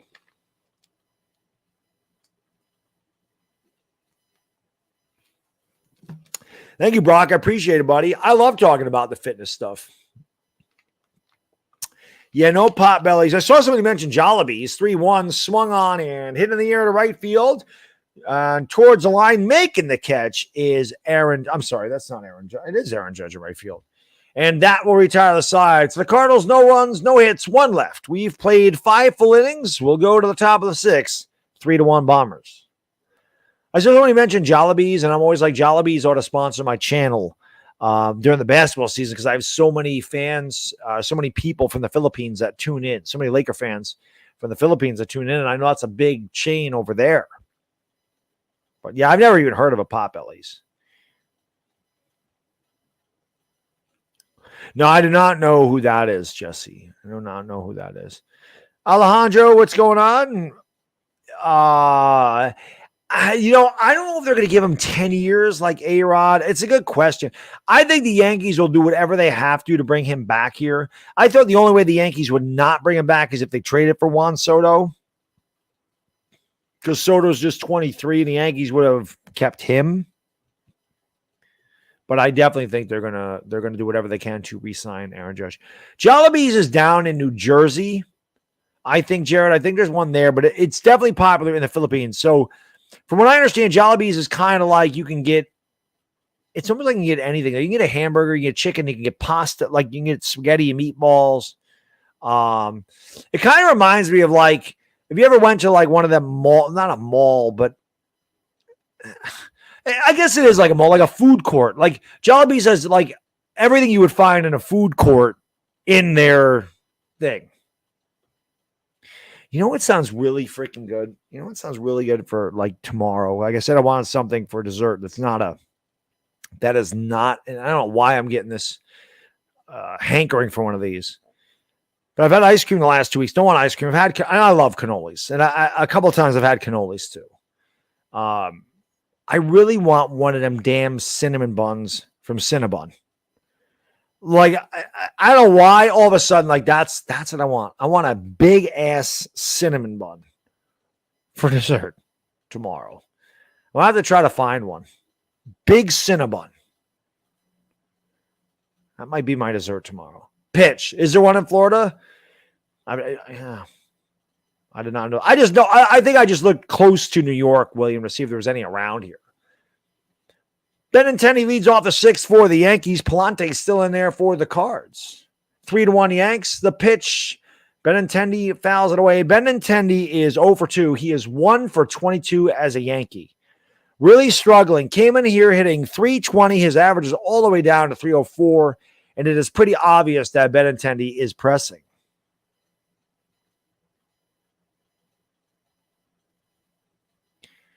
It'll be an 0-2. And the pitch bounced up there. 1-2.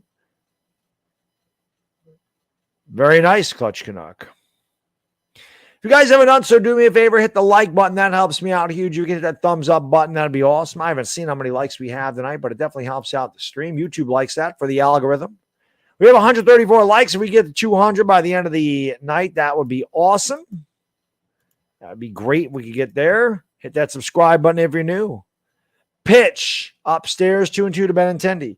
It'll be Benintendi, Isaiah Kiner-Falefa, and Jose Trevino, 6, 7, and 8 for the Yanks in their half of the 6th. Peter, I hope you're right, man. Thank you, Junior B. I appreciate you listening, my friend.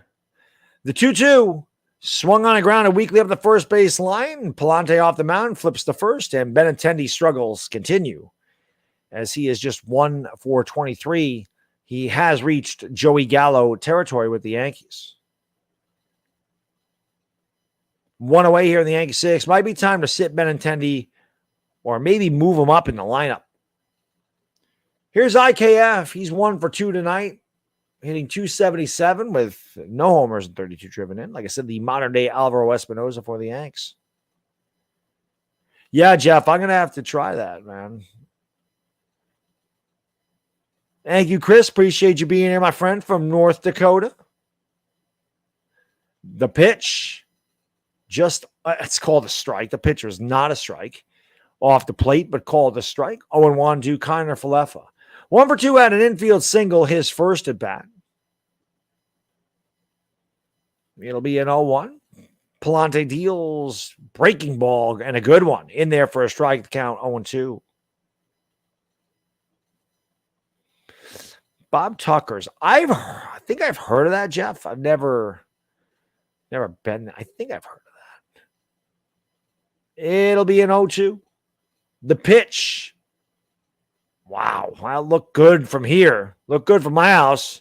Couldn't see it from the umps. He called it a ball. I believe that Isaiah Kiner-Falefa should be back in the dugout, but he gets a break and a reprieve, and let's see another pitch. He should have been struck out. It was called a ball, but definitely had the plate.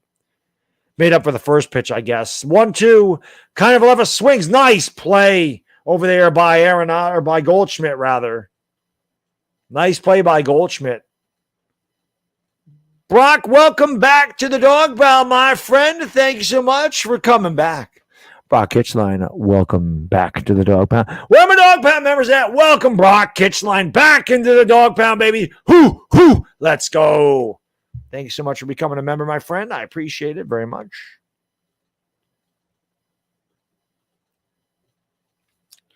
(3-1) Yanks, 2 outs, nobody on in the top of the 6th. Jose Trevino takes a strike at the top of the zone. The count is 0-1. Coffee Cat, yes, indeed. The umpire has been everywhere tonight. All over the place. 0-1, swung on and fouled away by Trevino. The count is quickly 0-2. Sometimes when I'm watching a game, I just like to look at all the people behind home plate just to see what they're doing. So many people are getting up, they're leaving, not leaving. Maybe they're going to the bathroom, the concession stand, they're coming down with beers. I see the beer vendor. I see a guy taking an order right there. That pitch is just off the plate and the count's 1-2. That guy's like, yep, I got you. Guy's probably like, get me a hot dog and some Cracker Jacks. I don't care if I never come back. I don't care if I never get back. It's root for the home team. Well, not tonight. Not if you're a Yankee fan anyway. Because they're on the road and the road grazed. The 1-2. Bounced up there, 2-2. Yankees are in their road grays. Cardinals don the Cardinal script across the front of their chest with the perch and the two red birds across. White jersey with the red detail. The 2-2 True Trevino with 2 outs. Pitch outside and high, full count. Supermarkets up here. We have a Market 32. We have a Hannaford, ShopRite, Walmart. I mean, Walmart is a grocery store up here too. You can shop at Target. 3-2 swung on and fouled away. Dashy, my friend, you're the man. Thanks so much for the super chat, brother. Appreciate it. Tip my 2-liter soda to you, my friend. He says, I just wish Taco Bell would bring back the beefy crunch burrito. That is my main go-to food to eat there. Beefy crunch burrito. You know what my favorite is, Dashy? I'll tell you after this pitch. I have 2 of my favorites from Taco Bell. 3-2. Trevino bloops it in the air. That's going to dunk into center field for a base hit. So he got jammed. He didn't get all of it, but it found grass. And Trevino's on with a 2-out single, and that'll bring up Aaron Hicks. So 2 things I like at Taco Bell. My favorite thing, Dashy, is the breakfast steak crunch wrap. That is my favorite. They got the steak in there, the eggs, and the hash browns with the sauce. Love it. And then the cheesy gordita crunch. I've always loved the cheesy gordita crunch. That was definitely one of it. And I also love the cheesy potato burrito.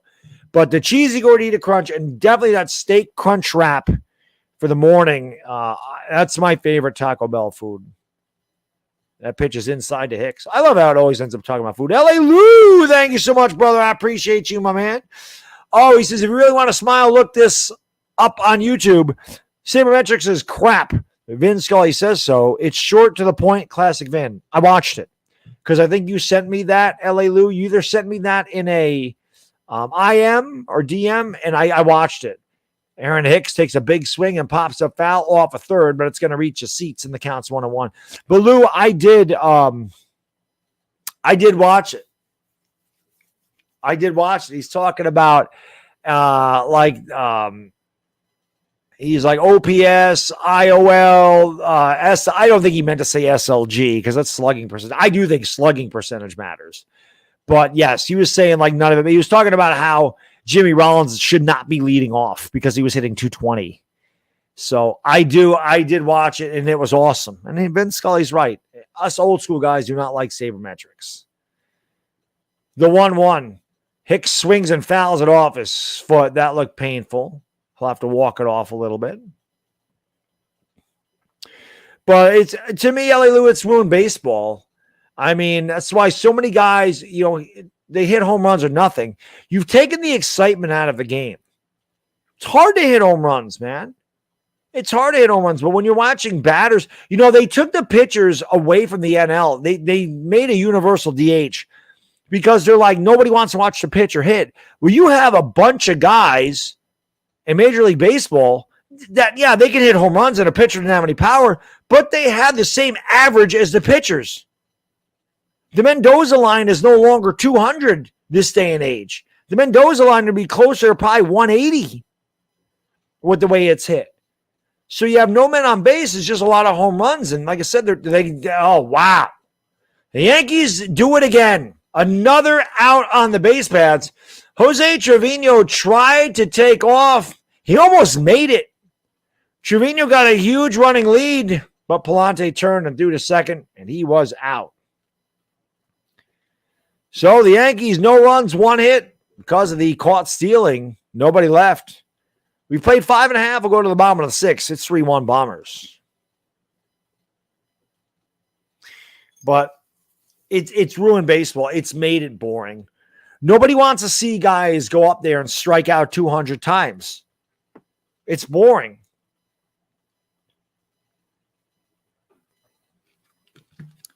Home runs are exciting, yes, but I mean, it's hard to hit home runs. Did anybody ever really get excited for a Joey Gallo at bat? Does anybody really get excited because Joey Gallo could hit 22 home runs and hit 160 and strike out half the time? I mean, does that excite anybody watching the guy swing and miss 3 times and walk back to the dugout? No. So that's why sabermetrics have ruined baseball. Because of that.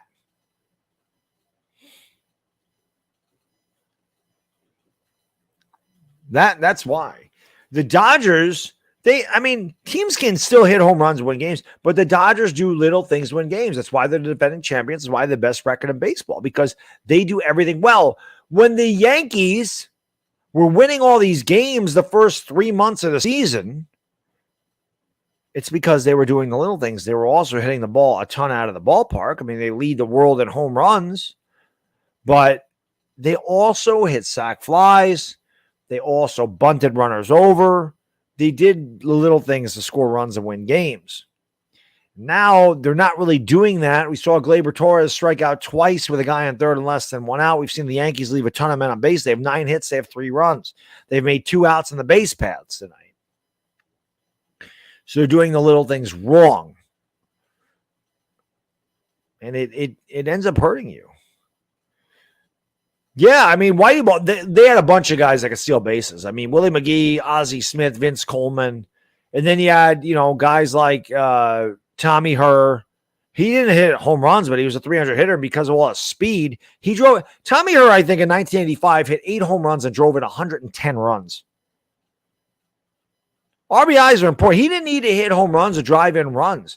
The dude drove in. I'm almost positive he hit around 300, 310, somewhere in there, and he had 8 homers, and he drove in 110 runs. And their big home run hitter was Jack Clark in those days. Chris, my friend, thank you for coming back to the Dog Pound, brother. I appreciate you. Chris, welcome back to the Dog Pound, my friend. Where my Dog Pound members at? Welcome, Chris, back into the Dog Pound. Hoo. Let's go, baby. Let's go. Cortez back on the mound. Swung on and missed. It'll be Edman, Goldschmidt, and Arenado. This tough part of the order for the Cards. If anybody gets on base, Pujols. You got 3 Hall of Famers right in a row. Albert Abreu warming up in the pen for the Yanks. Scott, thank you for the super chat, brother. I really appreciate you, my man. Thank you so much. Look at the MLB ratings since sabermetrics. Great point. 0-2, right down the middle. Strike 3. Can I help you, sir? No, thank you. Just looking. He gone. Edman will take a seat. There's one away here in the 6th. And then I'll bring up the first baseman, Paul Goldschmidt. God, just look at the middle of the order. Goldschmidt, Arenado, and Pujols. Now, I know Pujols isn't the player he used to be, but holy cow. There was talk about Soto going to the Cardinals. Can you imagine Goldschmidt, Arenado, and Soto? Holy cow. That would have been ridiculous. That would have been better than Tatis Jr., Machado, and Soto, in my opinion. Because I think Arenado and Goldschmidt are a better 1-2 punch than Tatis and Machado. These guys are amazing. 1-0 inside to Goldschmidt. He's over 2 tonight. Struck out his last at bat. 1 out, nobody on in the bottom of the 6th. The Yankees lead the Cardinals 3-1. Cortez about to deal the 2-0 to Goldie. The pitch way upstairs, 3-0. Arenado awaits on deck. He's the tying run.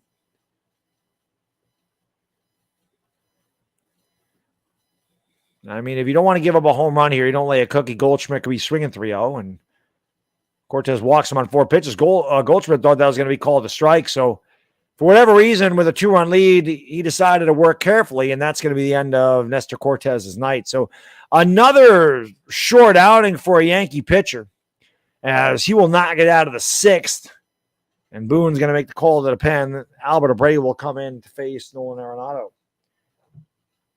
So again, no length by the Yankee starters.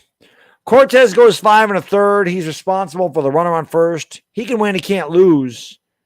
We'll go to a commercial break. Yankees 3, Cardinals 1.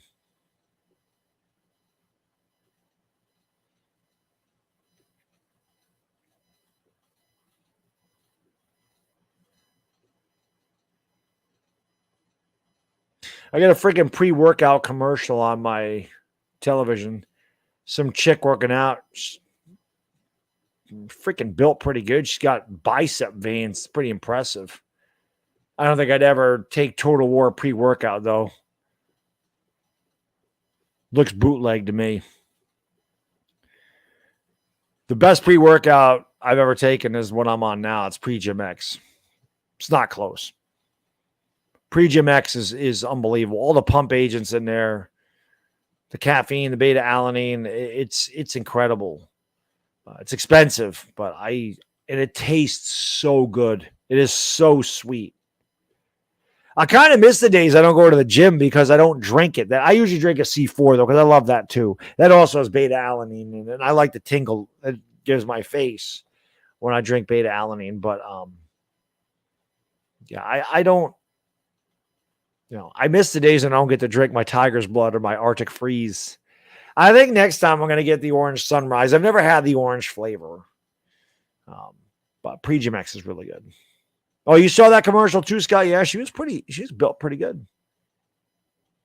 Jeremiah, I don't know what they were doing, but he was out of there earlier. There's Johnny Mize, the original Big Cat, Hall of Famer, played for the Yankees and the Cards. LA Lou, thank you so much for the super chat, brother. I appreciate you, my friend. Thank you very much. He says they devalued the stolen base. Base stealers used to make pitchers' lives miserable, and hitters would benefit from it. Today, who cares who leads the league in stolen bases? A good bunt was beautiful. Facts. I forgot Maris. Maris did play for the Cardinals at the end of his career. Borderline Hall of Famer. Should be in the Hall of Fame. You're going to put Jack Morrison, Alan Trammell in the Hall of Fame. I believe Roger Maris should be in. Thurman Munson should be in. Don Mattingly should be in. Dale Murphy should be in. If guys like Alan Trammell and Jack Morris can make it in, those four guys I just mentioned should definitely be in the Hall of Fame. But yes, LA Lou, I agree. I mean, Ricky Henderson is one of my favorite players of all time. He was the most exciting ball player I think I've ever seen. Even A-Rod at the beginning of his career. I mean, guys are 40-40. I mean, I loved Eric Davis. I talk about Eric Davis all the time, being one of my favorite players growing up, and he was so underrated. Like, people that didn't see Eric Davis play when he was healthy with the Reds missed out. He was Barry Bonds-esque. He was built like Bonds. He was tall. He was wiry, strong as hell, fast as hell, great center fielder. 0-1, outside 1-1. Eric Davis in 1987 missed 33 games. He hit 37 homers, drove in 100 runs, and stole 50 bases. Eric Davis would have been the first 40-40 guy ever. He actually would have been 40-50. No, he might have been 40-60. Nobody's ever done 40-50 ever. Eric Davis would have been the only guy to do that if he was healthy in 87. If he played the full season, he would have done it easily. 1-1, swung on and whipped foul outside of third. The count is 1-2 to Nolan Arenado. Eric Davis was so good. So good. Yep, Scott, exactly. Donnie has the same numbers as Puckett. His average is a little lower, but other than that, I mean, he's a 307 career hitter. Well, how many Gold Gloves he win? 9. It'll be a 1-2 to Arenado. Abreu deals, and he throws a 53-footer, and it gets by Trevino, and advancing to second is Goldschmidt. There's nothing Trevino could do about that. Abreu just tugged it right into the ground. I mean, it literally bounced 8 feet in front of the plate. And I don't even think Yadier Molina could have stopped that one.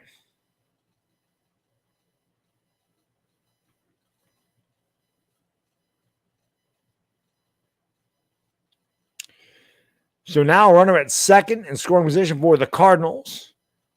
Cardinals just have one hit tonight. That was the Yadier Molina RBI single in the second inning. Well, the Yankee pitchers have walked quite a few batters tonight. It'll be a 2-2 here to Nolan Arenado. Abreu set at the belt. The righty kicks and deals, and a pitcher swung on the line. There's her second hit. It's a base hit. Goldschmidt got a late start. He'll be held up at third, but the Cardinals have runners at the corners with one out, and that'll bring up the designated hitter, the future first ballot Hall of Famer, Albert Pujols. Jeff, I'm 46. So I'm a little younger than 53, but I did grow up in the 80s. I fell in love with baseball in 1985. I started watching it in 84, but I really fell in love with it in 85.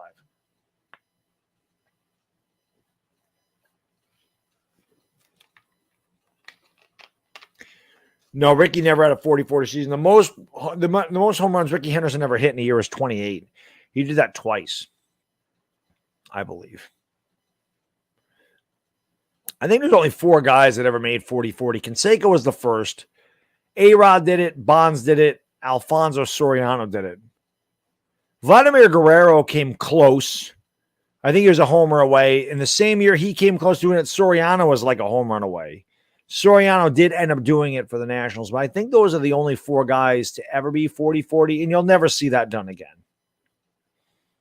You'll never see 40-40 done again. The only guy that's done it that was not on performance-enhancing drugs was Alfonso Soriano. The other 3 obviously were busted for using PEDs. Well, Canseco never was, but he admitted to it. Bonds really never was either, but there's all this speculation.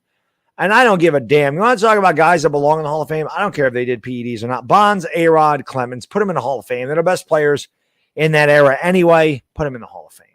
Give me a break. You put David Ortiz in the Hall of Fame, it's time to put A-Rod, Bonds, and Clemens in the Hall of Fame. That pitch just swung on and missed. It's not Albert Pujols. Wow. They are pinch hitting Nolan Gorman. So Gorman bats on the left side. Wow. The pitch swung and a miss. 299-mile-an-hour fastball as he blew it right by him. Count 0-2. Yeah, Boggs took beer. I mean, listen, I know Pujols is not what he used to be, but never in my life did I think I'd be saying Nolan Gorman is pinch hitting for Albert Pujols. Pujols get injured or something? Pete Rose definitely belongs in the Hall of Fame. Absolutely. The 0-2 to Gorman just missed a filthy slider by, you know what? Gorman took that because he knew he had no chance to hit it. I wouldn't even say that was a good take. Gorman had no chance. That one pitch was filthy. If that caught any part of the plate, he was out. He had no chance to hit that. It'll be a 1-2 to Nolan Gorman. Runners lead off at first and third with 1 out here in the bottom of the 6th. Cardinals only have 2 hits tonight.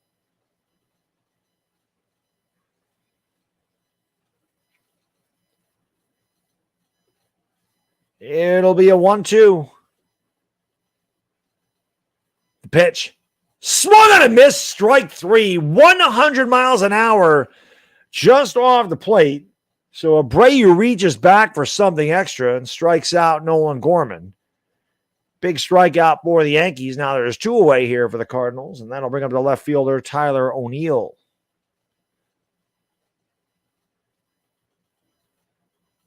So he just 3 fastballs. He blew right by him through a filthy slider that was just off the plate. Gorman looked completely overmatched in that at bat, and Matt Blake is going to go out and talk to Abreu.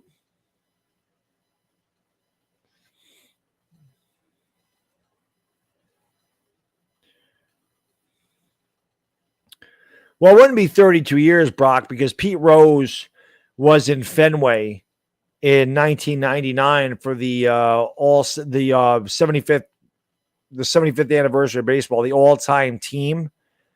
So he was there in 1999 because Jim Gray had that infamous interview where he kept saying to him, "You should admit you bet on baseball. Why don't you just admit you bet on baseball?" He was just a complete ass to Pete Rose. And when Chad Curtis hit the walk-off homer in Game 3 of the World Series, and I hated Chad Curtis. But the best thing Chad Curtis ever did was tell Jim Gray, because of what happened with Pete, we're not talking to you. I just want to say that was for Grandma, and he went into the dugout. It's the best thing Chad Curtis ever did in his life. Chad Curtis is behind bars. I don't remember what he was there for. I don't know if he was statutory rape or whatever Chad Curtis was doing, but he's behind bars. As is Knobloch, another guy I couldn't stand. Pitched low, 1-0. Runners at the corners, 2 outs in the bottom of the 6th for the Cardinals. The Yankees lead at 3-1. The Yankees play straight away for O'Neill. The 1-0 from Abreu. Bounced up there. Nice stop by Trevino. Counts 2-0. Oh, Philly Stadium. I gotcha. Oh, Coffee Cat. I don't think we're alone. I think that I think the majority of Yankee fans didn't like those guys. I couldn't stand Chad Curtis. Bo Jackson was freaking awesome. Best athlete I ever saw, Chris, was Bo Jackson. Freakish athlete. The 2-0 from Abreu to O'Neill, right down Broadway, 99. And the count's 2-1.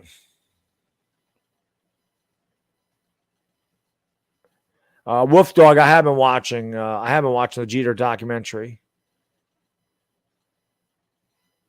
I bought it. It inspired me to buy an SPG to rookie and a Jeter autograph. 2-1. Swung on the line, base hit right field, 3-2. Good piece of hitting by O'Neill. Took the fastball to right field, and the Cardinals have cut the lead to 1. Cardinals have 3 hits and 2 runs. The Yankees have 9 hits and 3 runs. It just goes to show you which team knows how to hit, play small ball, and make the most of their opportunities, and which team squanders tons of opportunities. That'll be the end of Albert Abreu. Not a good job by him at all. Gave up a walk and a hit. That run is charged to Nestor Cortez, so his night is closed. He went 5 1/3, gave up 2 runs and 2 hits. Abreu with a pathetic performance. He'll walk back to the dugout, and the Yankees will be bringing in another pitcher.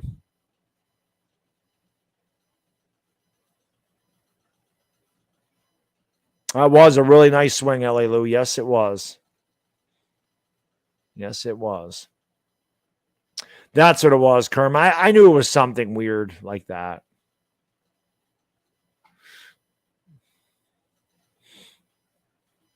Bo Jackson was a much better athlete than Deion Sanders. Deion could play both. Deion was a pretty good baseball player, great football player. Bo Jackson would have been Hall of Fame in both of them had he stayed healthy. Deion was not a Hall of Fame baseball player. Bo Jackson would have been a Hall of Fame football and baseball player had he stayed healthy. He was ridiculous.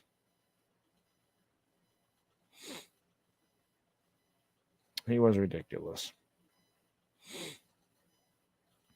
So we got a ball. I mean, this game has really always been close. It's felt like the Yankees have dominated. The Yankees, again, they've left so many men on base. They've squandered so many opportunities. The inability to drive in runners on base. The Yankees have been one of the worst teams since the beginning of July, hitting with runners in scoring position. The first 3 months of the season, they were one of the best. That's why they had the best record in baseball.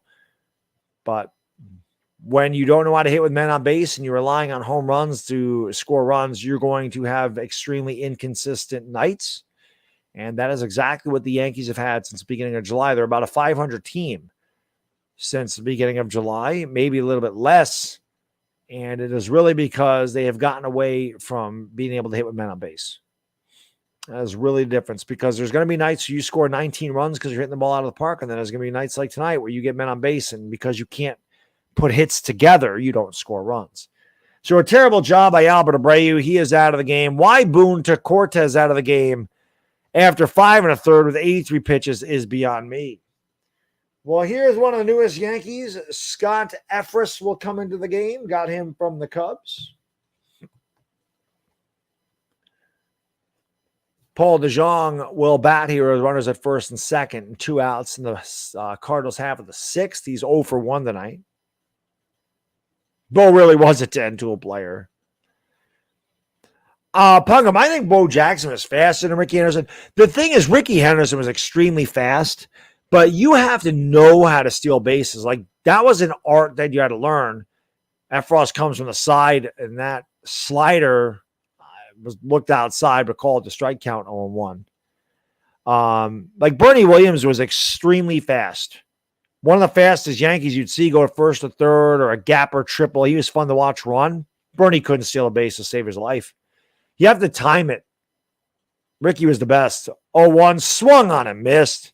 Filthy pitch down in the zone by Effross. The slider just lollipopped up there, and way out in front was DeJong. If I'm Effross, I'm throwing the same pitch But I'm throwing it down by his shoe top. See if I can get him to swing at it. The 0-2 threw it way outside instead. The count's 1-2. Yeah, Bernie couldn't steal bases. He didn't have it. So maybe that's just changing the eye angle. But if I'm Efris here, I am definitely going down in the zone because you could see DeJong can't see that pitch. So I try to throw it, like I said, just below the strike zone, get him to swing and miss because he can't hit that pitch. The 1-2, swung and a miss, strike three, slider down the zone. Maybe got a little bit too much on the plate, but DeJong does swing through it. Good job by Efris as he strikes out Paul DeJong. But the Cardinals do get one run on 2 hits. They leave 2. We've played 6 full. We'll go to the top of the 7th inning. The Yankees lead the Cardinals 3-2.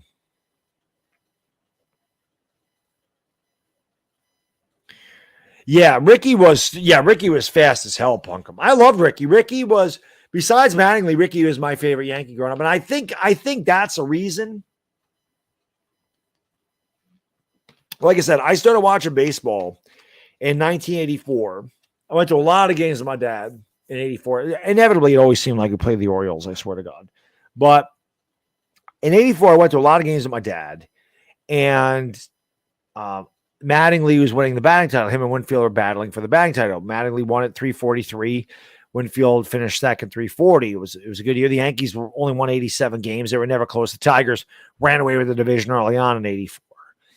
1985, though, the Yankees got Ricky Henderson. And I think Ricky, the excitement that Ricky brought to the Yankees made me fall in love with, I mean, I loved the Yankees anyway, but I really got into the Yankees in 1985, and I believe Ricky had a lot to do with that because Ricky was hitting 360 in the middle of June. He was still on 80 bases. He was always on base. Mattingly was hitting home runs, driving him in. You had Willie Randolph, you had Ken Griffey Sr., you had Dave Winfield. You had a lot of good hitters on that Yankee team in 85. The pitching sucked, though. Outside of Gator, pitching was bad. Phil Niekro won 16 games, and he lost 12. I think he was 16-12. His ERA was over 4. Joe Cowley, Joe Cowley completely choked the last weekend in 85 against the Toronto Blue Jays up in Exhibition Stadium. He wasn't good. Dennis Rasmussen, I mean, so, they had John Montefusco. He pitched like 3 games that year. So their pitching outside of Guidry wasn't any good in the 80s. And even Guidry started to fall off after the 85 season. He got injured. He was really never the same. So the Yankees had a lot of offense in the 80s, but they had no pitching. So we'll go to the top of the 7th. It'll be Hicks, DJ, and Judge. Hicks was at the plate when Trevino got caught stealing. Palante back out there for his 3rd inning of work. He's throwing 34 pitches out of the pen. The righty deals to Hicks, and Hicks takes a breaking ball, filthy breaking piece there by Palante. Nice pitch. And the count is 0-1. Arenado plays near the grass, looking for the bunt for Hicks. 3 men on the right side of the infield. Obviously, Hicks likes to pull the ball on the ground. Hicks is 0-1 with a walk. The 0-1, it bounced up there. The count's 1-1. Yeah, Pagliarulo kind of came into his own 1987. I think Pags hit 32 homers. Danny Pasqua was another guy that had some power from the left side of the plate. I remember Danny Pasqua. But Pags, yeah, he was a little after like Griffey and Randolph was still there. That pitch is in there for a strike. Counts 1-2.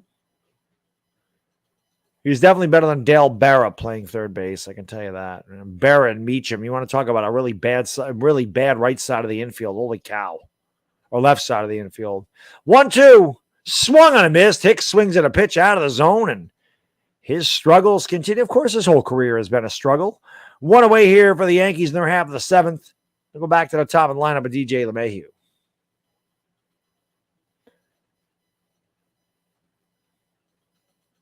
Hicks doesn't usually swing at pitches out of the zone, but he did there.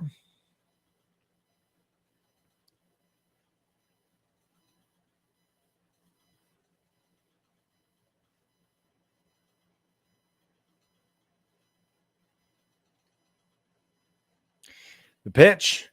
in there for a strike. I want to look at Pags' numbers in 85. I know he wasn't a good player in 1985. 1987 seemed to be the year that he really came around.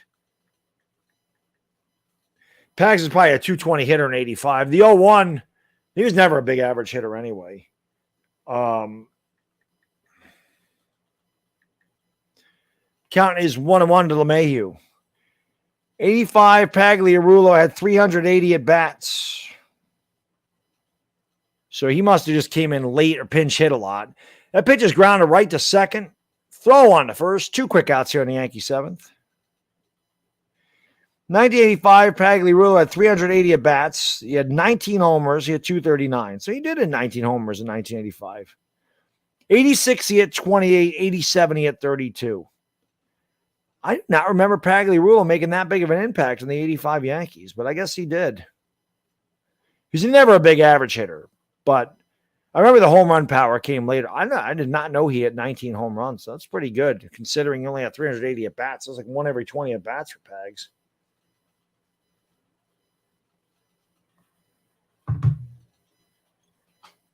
I know they had Robertson play shortstop. They had Meacham play shortstop. Pitch outside, 1-0 to Judge. Palante's done a really good job since coming in here for the Cardinals. The Yankees lead 3-2 in the top of the 7th. 2 outs, nobody on. Yes, Greg, definitely 86 and 87. Like I said, I know he had a lot of home runs, but I didn't realize he did that well in 85. That pitch is low. The count's 2-0.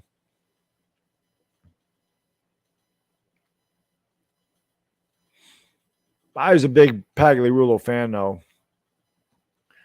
I remember I went to a game in 1986. I'll never forget it as long as I live. It was Bat Day. It was June 8th. It was my dad's birthday. 2-0, right down the middle, 2-1 to Judge. I remember going to see the Orioles and Yankees. Like I said, inevitably it was always the Orioles. They're the best seats I ever had. We usually sat in the upper deck or in the bleachers. You know, we had no money, but we went to a lot of games. So I never sat close, but a guy was selling tickets, 2-1, low 3-1. His name was Willie. I never forgot it. And he said, hey, I have 3 extra tickets. There's me and my dad and my dad's friend. He said, I have 3 extra tickets. He goes, $20 a piece. This is 1986. He's like, let the kid have good seats. We sat behind the Oriole dugout. And I remember Lee Lacy hit 3 freaking home runs.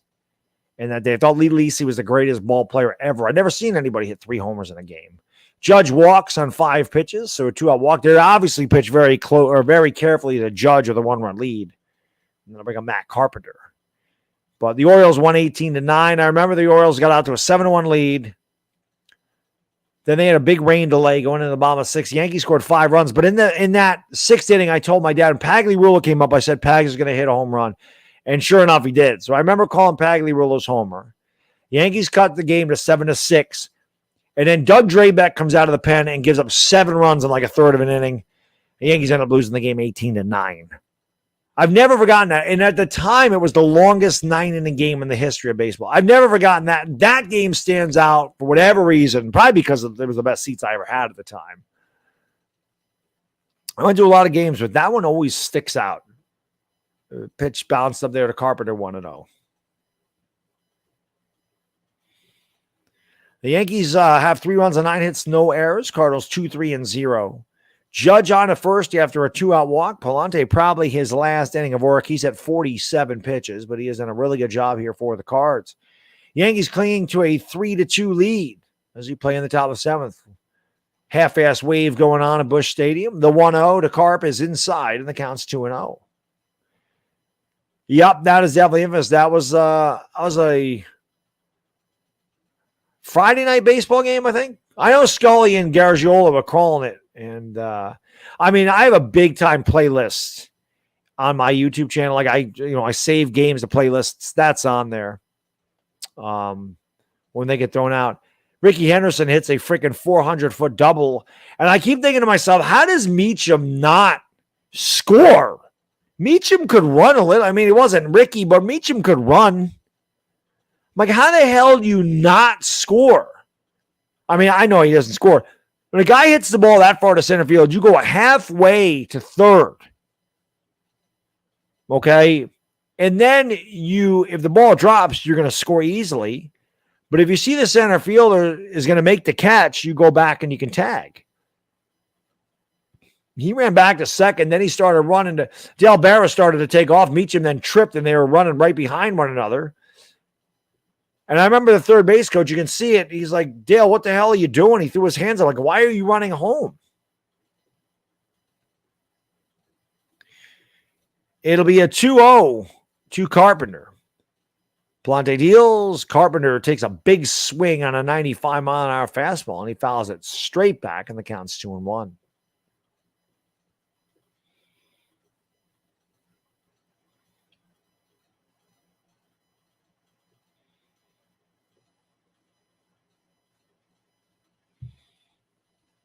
No, it wasn't. No, the third base coach did not want him running. The third base coach didn't wave him home.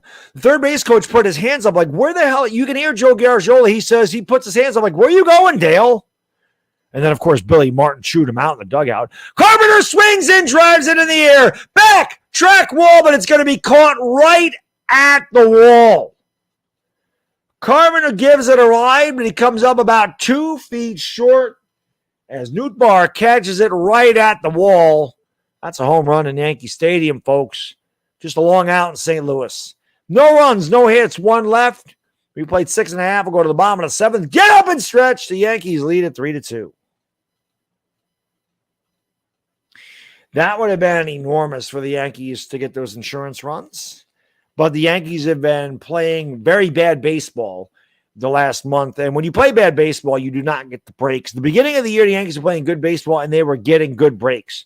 But since the turn of July, since the beginning of July, they have played not good baseball. I wouldn't say they played terribly, but they have not played good. And they have not got a lot. The breaks have not gone their way.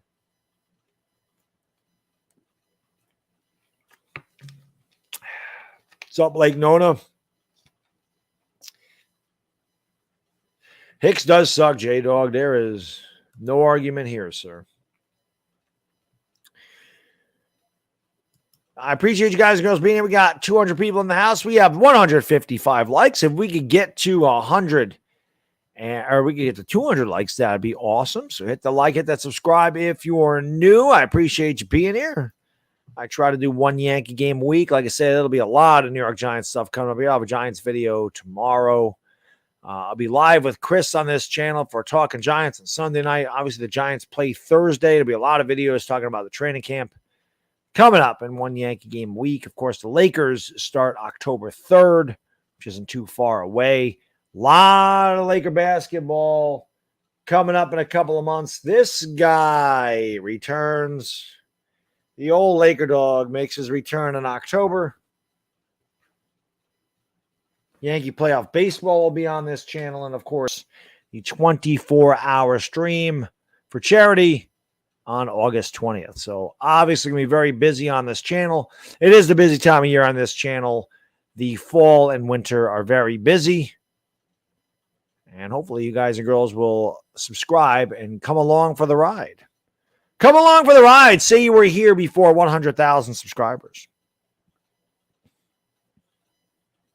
I don't know when Stanton's coming back. It's a good question. Efris back out there. Pitches inside to Molina. The count's 1-0. I thought Carpenter got that one when he hit it. I think he did too. It'll be Molina, Nootbaar, and a Carlson, 8, 9, and 1 for St. Louis. That pitch is outside 2-0 to Molina. Molina had an RBI single back in the second. He is 1 for 2. I guess Carpenter just did not get underneath it enough, a little bit too far on top of it. Palante knows he got away with one. Thank you for hitting that like, Jeff. I appreciate it. The 2-0 to Molina outside 3-0. So Efris working into trouble early on.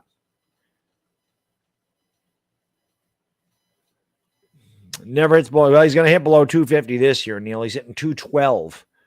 So he would have to have a monumental August and September to get over 250. But Molina's been in the league for 18 years. It's going to catch up with him eventually. And Efris hits the outside corner with a strike. Molina tried to walk to first. He knew that was a strike. He has a little wry grin. He knew it was a strike. Count 3-1.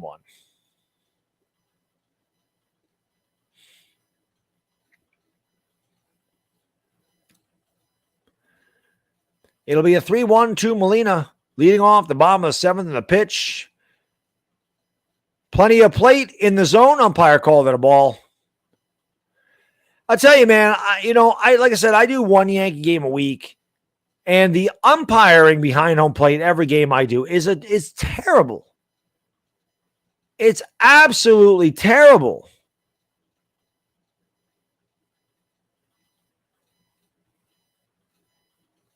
Every game.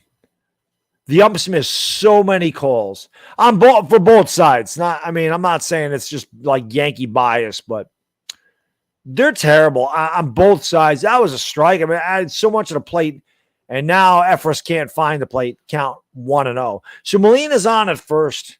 I'm actually surprised they didn't pinch run for Molina, being that he is the tying run. I'm also surprised Nootbaar is not looking to bunt the ball down.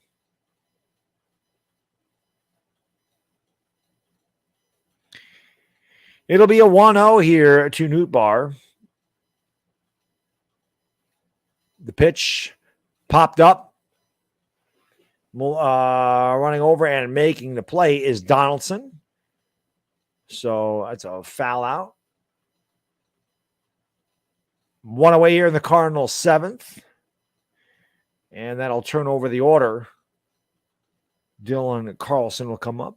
Jonathan Loizaga up in the pen.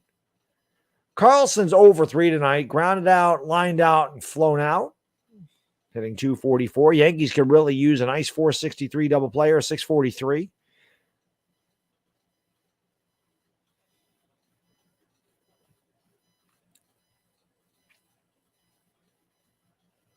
Carlson bats from the left side.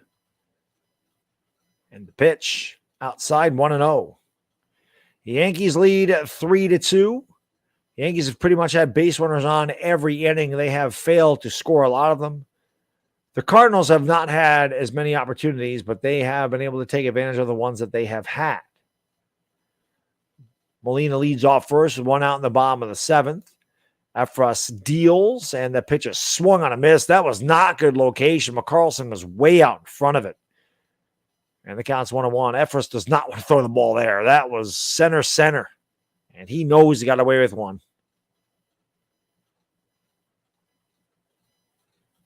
That's right, Neil. Base hits do score runs. Sweet Lou was absolutely right. That's another game. I was at Lou Pinilla's last game as a Yankee in 84. 1-1, swung on a miss. That slider was much better. I don't even know if that was a slider. That had some weird movement away from Carlson. It's a changeup. The count's 1-2. That was a much better pitch. If you're Efros, you might want to try to throw it a little bit farther out there and see if you can't get him to reach. Try to roll one over into the shift. Pitch upstairs. Probably a strike. Call the ball. Count 2-2. I have heard of the Salukis, yes.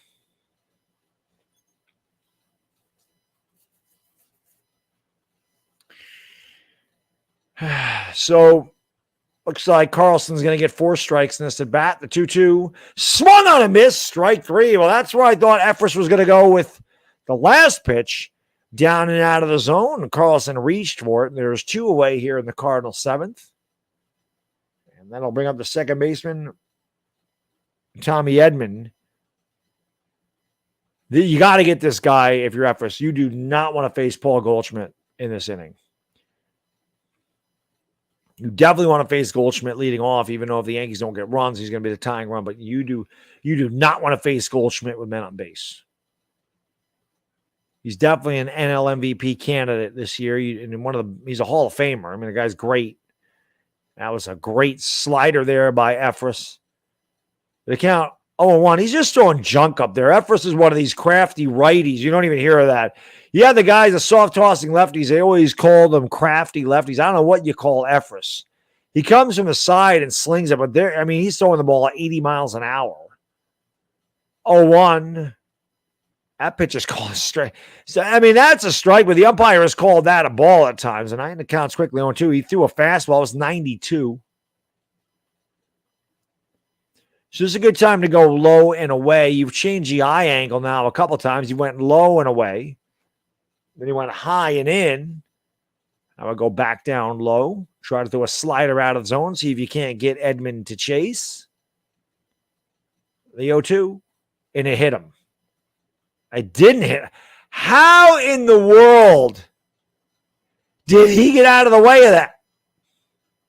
How did that not hit him? That ball looked like it went through him.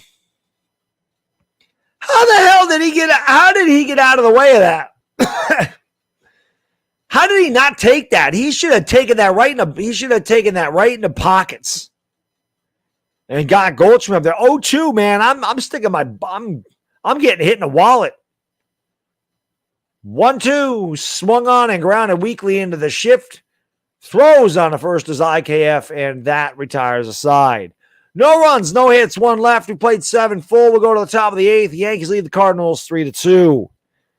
You know, it's that time for me, guys. Time for me to hit the head. I'm going to go hit the head. I'm going to go to the rain room. You hit that like button if you haven't. Hit that subscribe if you're new. I appreciate you hanging out with me on a Friday night. See if the Yankees can get this W tonight. It's been a lot of fun calling these games. It always is. I love calling the Yankee games. And hopefully, if you're a first-timer here, you will subscribe and come back. And if you've been here before, I always appreciate you coming back and supporting the channel. Thank you very much. I'm going to hit the head. I'll be right back.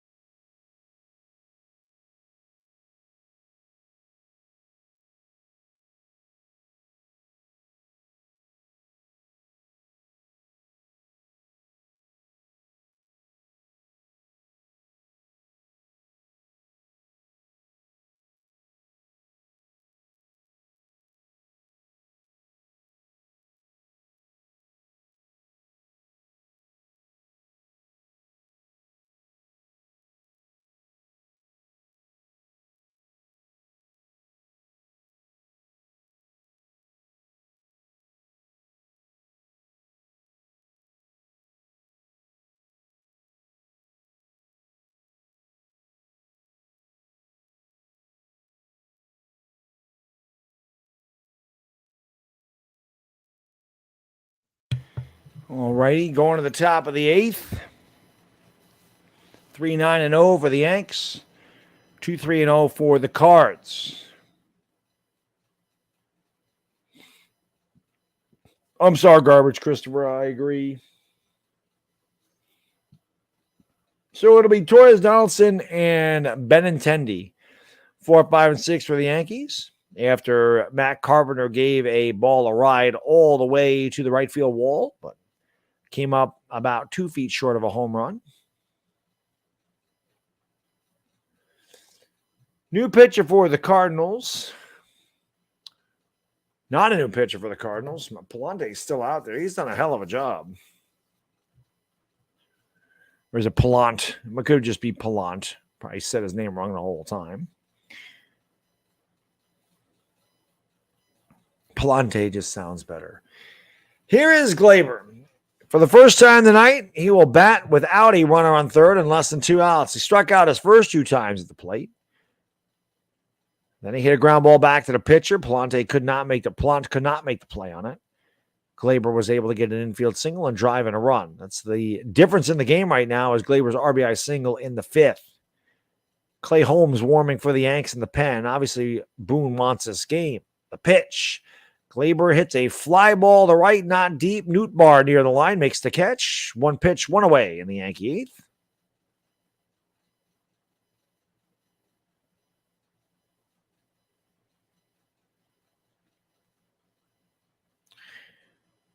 Gleyber Torres doing what he does best, not having a productive at-bat. Then I bring up Josh Donaldson. He's had a couple of productive at-bats tonight. RBI double in the first, RBI single in the third, 2 for 3 with 2 runs driven in.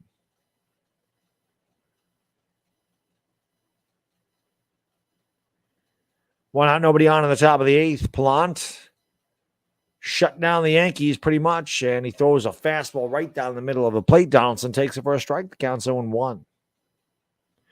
Prime is very annoying, Zaps. It is.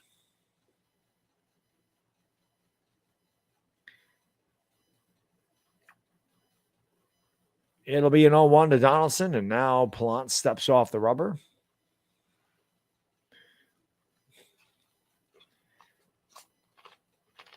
The 0-1 upstairs, 1-1.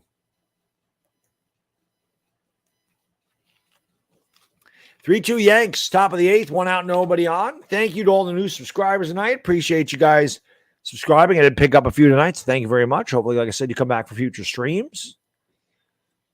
The 1-1, Donaldson swings and hits it in the air into the gap, right field, and Nootbaar, oh, what a catch! Nootbaar left his feet in the gap, and he takes an extra base hit away from Josh Donaldson.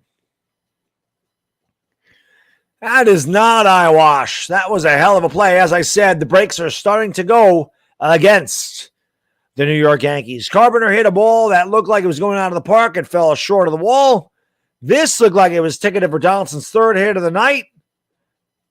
But the ball came back to Nootbaar. He made a great play. The ball was slicing back to him coming off the bat of the righty. And because of that, Nootbaar was able to get back there and make a hell of a catch. There is 2 outs. As a great Jerry Coleman would say, put a star by that one. Pitch. Swung on and ripped. Base hit down the line into the corner. Benintendi's going to round first, and he'll go into second with a double. And boy, did Andrew Benintendi need that.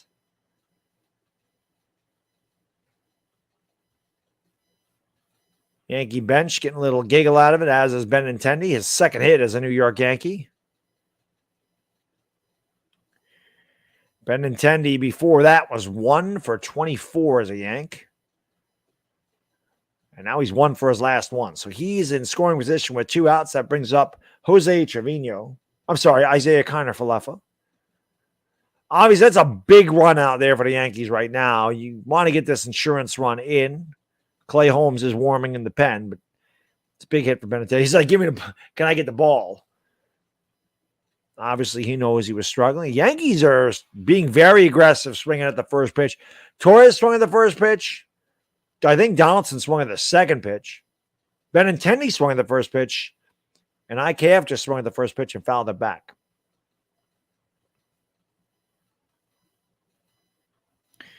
Hopefully, Coffee Cat, we need Benintendi. It'll be an 0-1 to IKF. Pallante about to deal his 56th pitch out of the pen tonight. Set at the chest and steps off the rubber.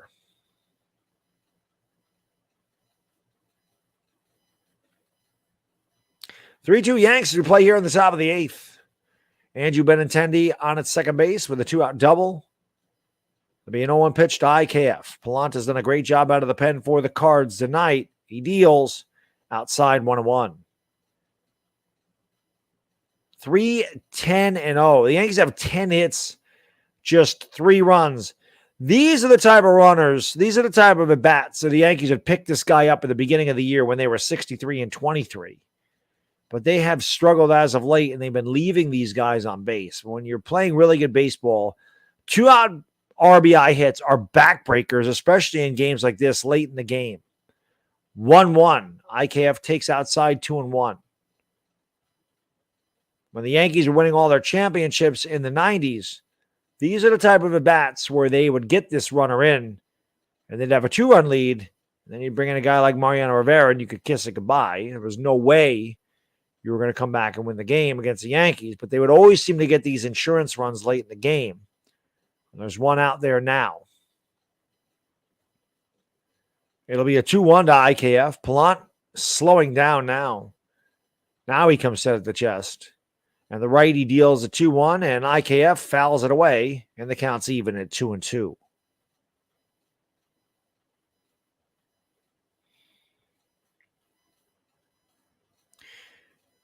Cardinals play straight away, no shift for IKF. The only question about Isaiah Karner, is he going to hit a home run this year? I thought if he had any chance to hit a home run, it would have been in Baltimore where it's 95 degrees, but Baltimore moved their fences back. IKF going to save it like Ozzie Smith did in the ALCS. Well, Ozzie Smith did it in the NLCS. He hadn't hit Ozzie Smith hadn't hit a home run from the left side of the plate in like 2,000 at bats or something crazy like that. Almost 3,000, and he parked one into the seats for the winner for the Cards in '85 in the NLCS against the Dodgers. It'll be a 2-2 to IKF. The pitch inside 3-2. Well, he's not walking. Jose Trevino waits on deck for the Yanks. IKF doesn't walk. I don't know how many times he has walked this year, but I bet you it's not even double digits. He's probably walked like 8 times this year. It'll be a 3-2. There's a big runner out there for second for the Yanks.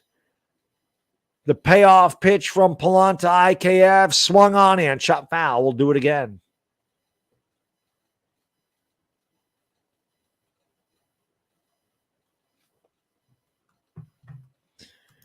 Where are we at? We have 170 likes. Come on, guys. We got 221 in here. 30 people can hit that thumbs up button. That would be awesome. It's free. Does not cost anything. Does not cost anything to subscribe. They both help me out huge. Best way to support the channel. It'll be a 3-2 to IKF. Pitch. Wow, he walked. Holy cow, I don't know what's more rare. An IKF walk or a Joey Gallo hit. Well, Gallo's not on the team anymore. Manager's like, are you kidding me? Did that just happen? Lollipop curveball and IKF takes a walk. Wow. Well, now the Yankees have runners at first and second with 2 outs. That'll bring up the catcher, Jose Trevino. But again, that runner is out there. We're going to have a meeting at the mound. Palanta's up to 62 pitches.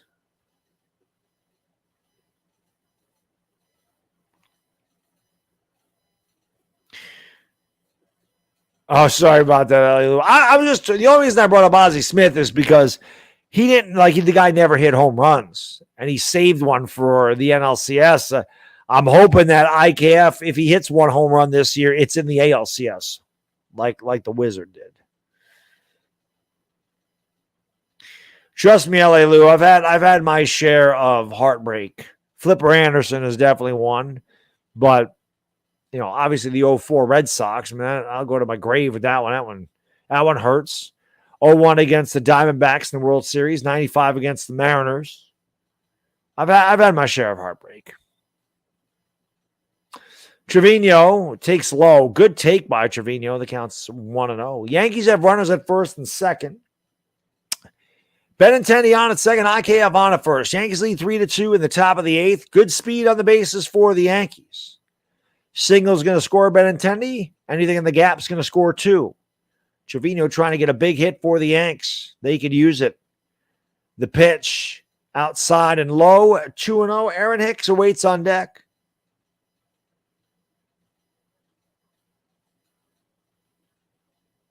If I'm Palanta, I probably am not throwing Trevino anything to hit. Aaron Hicks is on deck. He's terrible. I'm probably thinking to myself, I'm not giving in to Trevino. I'm not going to give him anything to hit. I wouldn't give Trevino anything to hit. I'd make Aaron Hicks beat me. I would not give Trevino a cookie here. 2-0. Swung on and grounded. I guess he did. Right to second. Yankees squander yet another opportunity. 11 men left on base for the Yankees. No runs, 1 hit, 2 more left. We'll go to the bottom of the 8th, 3-2 Yanks. Yankees just can't get that big hit. You can just feel another loss coming for this team tonight.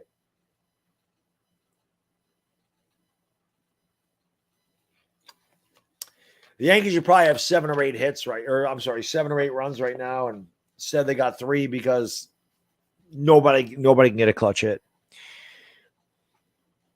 So we go to the bottom of the 8th. I don't know if Holmes is coming in or not. Holmes is warming up.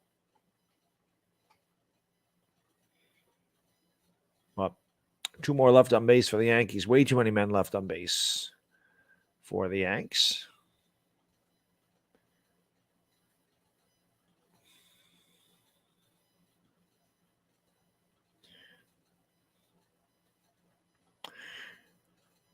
Yeah, Ramdre, I probably would have had him take the 2-0 myself. I'm actually surprised that he threw him that pitch on 2-0, to be honest.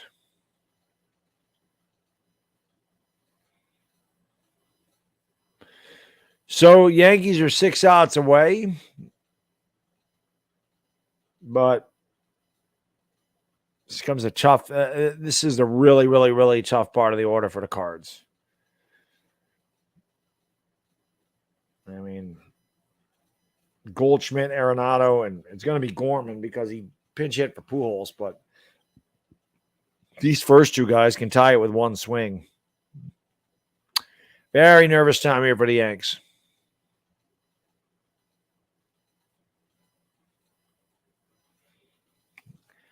Again, the Yankees have 10 hits. They have just 3 runs. The Cardinals have only 3 hits. They've scored 2 runs. It will be Clay Holmes. So obviously, Boone is going for this game, wants to win it. The Yankees have really struggled over the past month. Well, not really struggled, but again, they have not played good baseball. Clay Holmes gave it up against Seattle. Gave up a 3-run homer. It was the first homer he'd given up since last year. This is the toughest part of the order to navigate for the Yanks. The game really is a save situation right here, which is probably why Boone went with his best pitcher out of the pen, because, you know, sometimes the game's not meant to be saved in the 9th. Sometimes it's meant to be saved in the 8th. You got Goldschmidt, Arenado, and Gorman. Goldschmidt, obviously an MVP candidate. 331, 26 homers, a Hall of Famer, no doubt about it. You got another Hall of Famer right behind him in Arenado. Pitch outside corner by Holmes, count 0-1, 97. On the sinker. Well, they call it a sinker, but it's a fastball.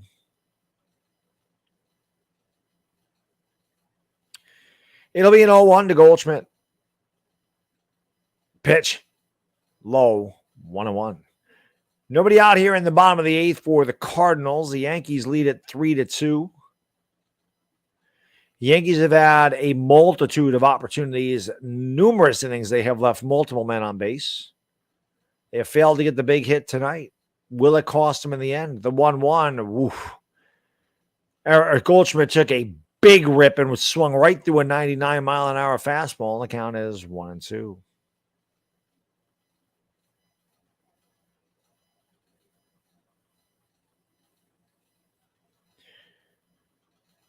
Goldschmidt leading off the 8th. Holmes deals the 1-2, and Goldschmidt chops it right back to Holmes. He flips over to LeMahieu, and there's a 1 away in the Cardinal 8th. That'll bring up the third baseman, Nolan Arenado.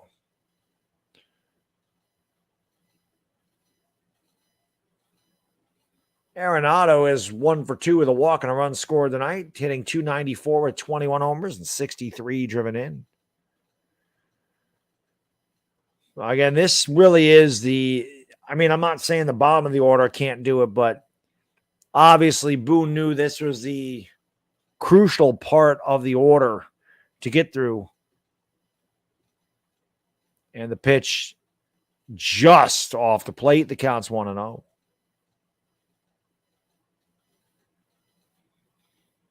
Aaron Boone head down, chomping at the gum. His Yankees have shown to be mortal here over the last month. That pitch is way inside, almost hit Arenado. And the count's 2-0.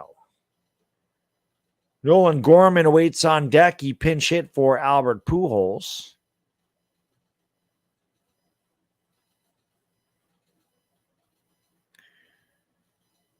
It'll be a 2-0 to Arenado. Pitch grounded foul. Count 2-1. You can tell that Boone is the guy managing the team. I swear to God, his first go around here before he signed that extension, he wasn't all the calls are coming from upstairs because you wouldn't have saw Boone make this move last year. Like Boone would have been like, oh, we got to save him for tomorrow. We got to worry about this. Like if you're bringing Holmes in here for 2 innings, you're like, I want to win this game. I'll worry about tomorrow, which I like. Win the game in front of you if possible. Go for the win every night. Worry about tomorrow. Pitcher swung on and grounded weakly to third. That's going to be a base hit. Donaldson can do nothing but eat it. It's bad luck for the Yankees, as has been the case over the last month. Arenado hits a swinging bunt down the third base line. And the Cardinals have a 1-out base runner. That'll bring up Nolan Gorman. Nothing you can do about that, man. You throw a really nasty slider. Goldschmidt way out in front of it. Just hits a swinging bunt. Couldn't have rolled it out there any better than that.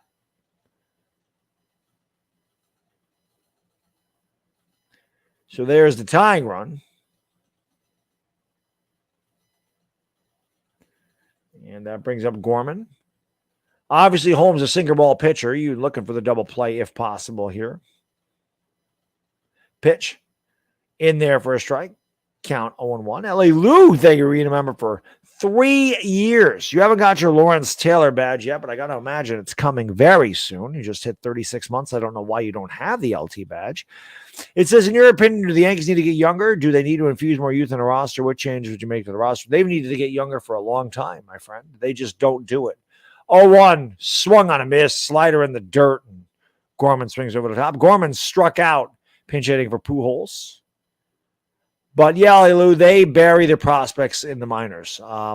They do it all the time, or they trade them away. They buried Esteban Florial in the minors in favor of a 7-year deal with Aaron Hicks, which was ridiculous. It'll be an 0-2. Holmes set at the chest, kicks and deals, swung and a miss, strike 3.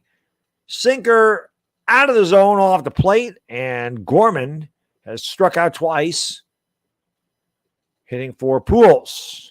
So 2-away here in the Cardinals' 8th, and that'll bring up the left fielder, Tyler O'Neill.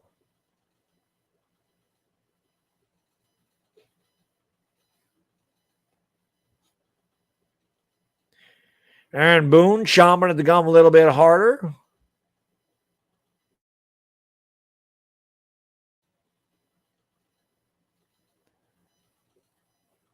The pitch just off the plate low, count 1-0 to O'Neill. Arenado on at first with 2 outs in the bottom of the 8th. The Yankees lead the Cardinals 3-2. Clay Holmes pitching the 8th for the Yankees. He's thrown 12 pitches so far. The 1-0 coming. What a pitch by Holmes. Outside corner at the knees. Nobody's hitting that. Well, maybe Vladimir Guerrero could have. The count's 1-1. 3-10-0 over the Yankees. 2-4-0 for the Cards. Holmes with a high set now brings it down to his belt. Righty kicks and deals 1-1. Curveball, filthy pitch. 1-2. They call that a slider, but that pitch was just nasty. The arm angle, the break, the bend. Again, 2 really tough pitches on Tyler O'Neill back-to-back. Might be a good time to go high fastball here. And then go low and away. 1-2. Upstairs was not a fastball. Was a sinker, but he got underneath that one and left it high. The count's 2-2.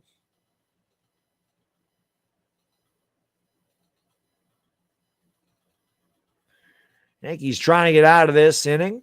Trying to hold on and get a W here. The first game of the road trip. First game of a 3-game set here at Busch Stadium. Holmes kicks and deals. It's outside, 3-2. One more bad one, and Arenado will be in scoring position. Nothing's coming easy for the Yankees in the last month. Of course, they've won a lot of close 1- and 2-run games over the course of the year, but again, that's because they were doing the little things right. They have not done the little things well at all in the last month, which is why they're about a 500 team since then. The payoff pitch swung on and fouled away at home plate. O'Neill stays alive, and the count remains full 3-2. Arenado was on the move.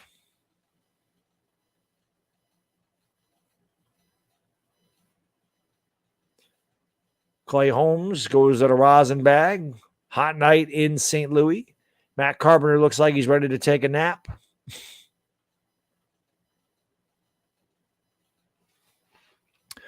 Holmes looks in for the sign, gets what he likes, about to deal the payoff pitch here to Tyler O'Neill. Holmes kicks and deals, and it's outside, so another walk. Clay Holmes has been very wild over the last month or so, and now the Cardinals have 2 on and 2 out, and that'll bring up the shortstop, Paul DeJong.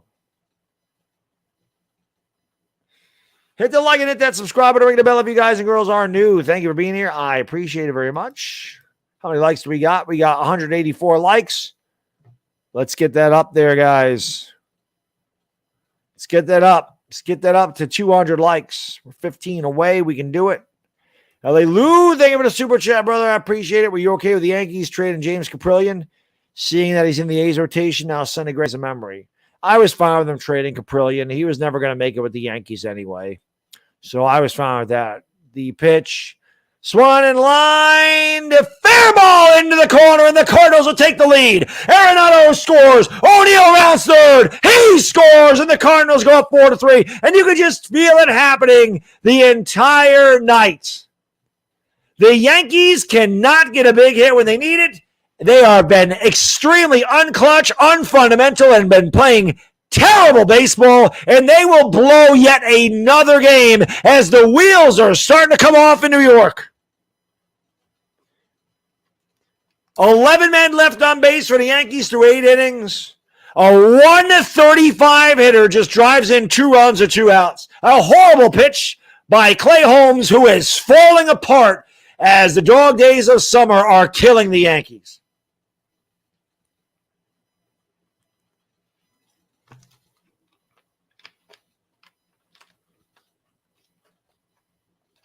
Right down the middle of the plate.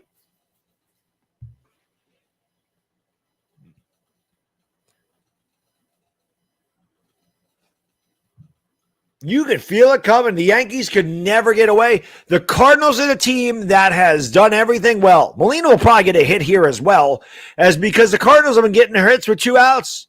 The Yankees couldn't get guys in from third with less than 2 outs. 3 times they had the opportunity to do it, did not. They've left a village on the base paths once again tonight. And once again, the bullpen, the shoddy work of the Yankee bullpen has come back to bite them.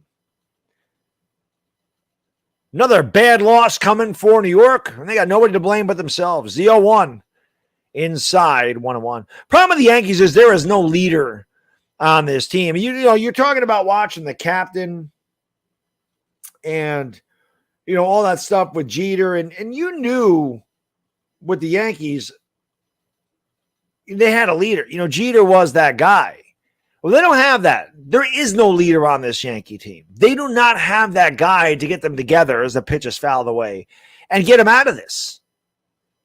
The pressure is getting to these guys, and you can see it. And this is only August. You can kind of see this team folding like a cheap accordion as soon as they get in October. Yeah, I mean, you can just see they do not play. When they play like this, they got no chance to beat anybody. And that's just a fact. They play bad baseball, you're going to lose. It doesn't matter what the hell you do with the first 3 months of the season. I've said this is a marathon, and the Yankees are starting to fall apart as they get nearer the finish line. That pitch is way upstairs. Counts 2-2. The Yankees about to fall to 70-37. This team was 63-23. They're about to be 7-14 in their last 21 games. 2-2. Swung on, grounded, just foul outside of third. The Yankees have twice as many hits as the Cardinals, but the Cardinals lead 4-3. It just goes to show you when you have an opportunity to score runs and you get big hits when they're out there to be had, you're going to win ball games. And when you're a team that just leaves men on base and you have nobody that has any kind of clutch gene on your team to drive in runs when it matters most, you're going to lose games like this. Clay Holmes is falling apart before our eyes. I don't know who the Yankees closer could be, but I'm not trusting this guy. The 2-2. Swung and a miss, strike 3. But the damage is done. 2 runs, 2 hits. Clay Holmes gives it up again. We'll go to the top of the ninth. 4-3 Cardinals. The walk to Tyler O'Neill. The walk to Tyler O'Neill. Clay Holmes' control is getting worse and worse as the year progresses.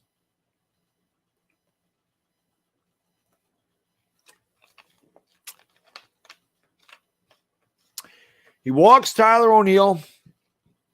Then he comes back, and Paul DeJong knows he's trying to get out in front. Throws a fastball right down the middle of the plate, and he gets beat by a freaking 135 hitter.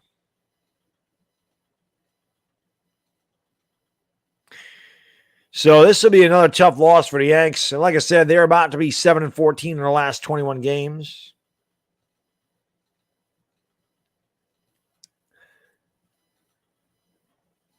They have to find their way out of this.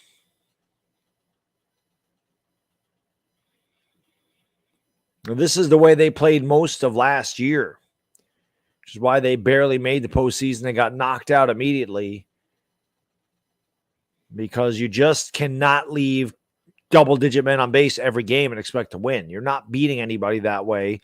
You're not beating anybody when you don't get hits of men on base. You're not beating anybody when you're consistently making outs on the base paths. You're certainly not beating anybody when you're walking guys in high-leverage situations late in the game. But that has been the way the Yankees have played over the last month, which is why they have one of the worst records in baseball over the last 3 weeks.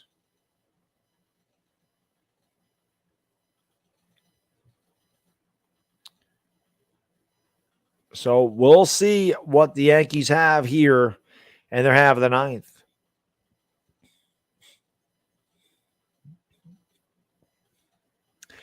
It'll be Aaron Hicks, DJ LeMahieu, and Aaron Judge. Judge always seems to get in the bat in the ninth inning. I would pinch hit for Hicks immediately. I don't know who's on the bench. I don't care.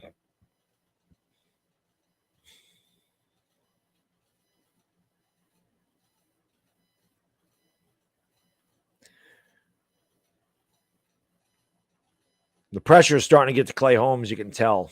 I mean, I've watched the Yankees long enough. Ryan Helsley will come in here. What a job by Pallant. He's going to get the win tonight. Helsley is 6-1, a 0.62 ERA. 66 strikeouts and 43 in the third. Just 12 walks. But I watched the Yankees long enough, and Jeter talked about this in the documentary, how not Jeter, well, Jeter, but everybody else involved in the documentary talked about how when the Yankees got to when those dynasty teams started to come away, you could tell players that they brought in, the situation was too big for them, and they started to choke. And that is what's happening to this team right now. The situation is a little bit too big for these guys. And because they've started to lose, the pressure is starting to get to them, and they are faltering in the clutch situations that they were succeeding in. Hicks squared the bunt, takes a 102-mile-an-hour fastball for a strike. I don't even know why this guy's hitting. There's got to be somebody on the bench that can hit for Aaron Hicks. Hicks, another 0-for-2 night, does have a walk, hitting .221. The Yankees, like I said, about to lose their 14th out of the last 21 games. The 0-1, Hicks pops it up 103 miles an hour. One away here in the Yankee ninth. Another weak at bat by Aaron Hicks. Brian Cashman gave that guy 70 years, $70 million, and buried their top prospect, Estevan Florial, in the minors. Of course, Florial was having a great year. He was succeeding at the major league level, and the Yankees just decided, the hell with him, let's bury him. So another bad loss for the Yankees tonight. I don't think there's any question about it. But I said it early in the game when the Yankees left 6 men on base through the first 3 innings that they were going to lose because they swung on a miss. DJ LeMahieu's got no chance in this at bat. You could tell it was one of those nights. It was just like the game against the Orioles where you felt like they were up by 9 runs and they probably should have scored 5 or 6. And instead they could only score 2. And inevitably, teams are going to come back. The 0-1. LeMahieu hits it in the air, down the line, and foul. 0-2.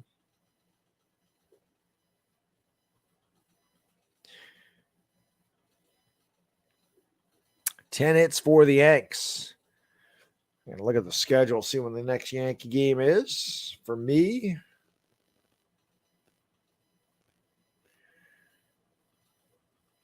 oops. 1 out, nobody on in the top of the ninth. Cardinals lead the game 4-3. Paul DeJong hitting 135 this year with the big 2-out, 2-run double against Clay Holmes, who has completely fallen apart down the stretch here. Pitch way up and in.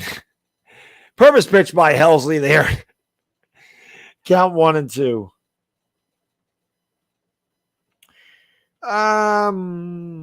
Probably one of those Seattle games. Maybe Monday night. Obviously, I can't do the Wednesday night game. Or maybe it'll be Friday against Boston.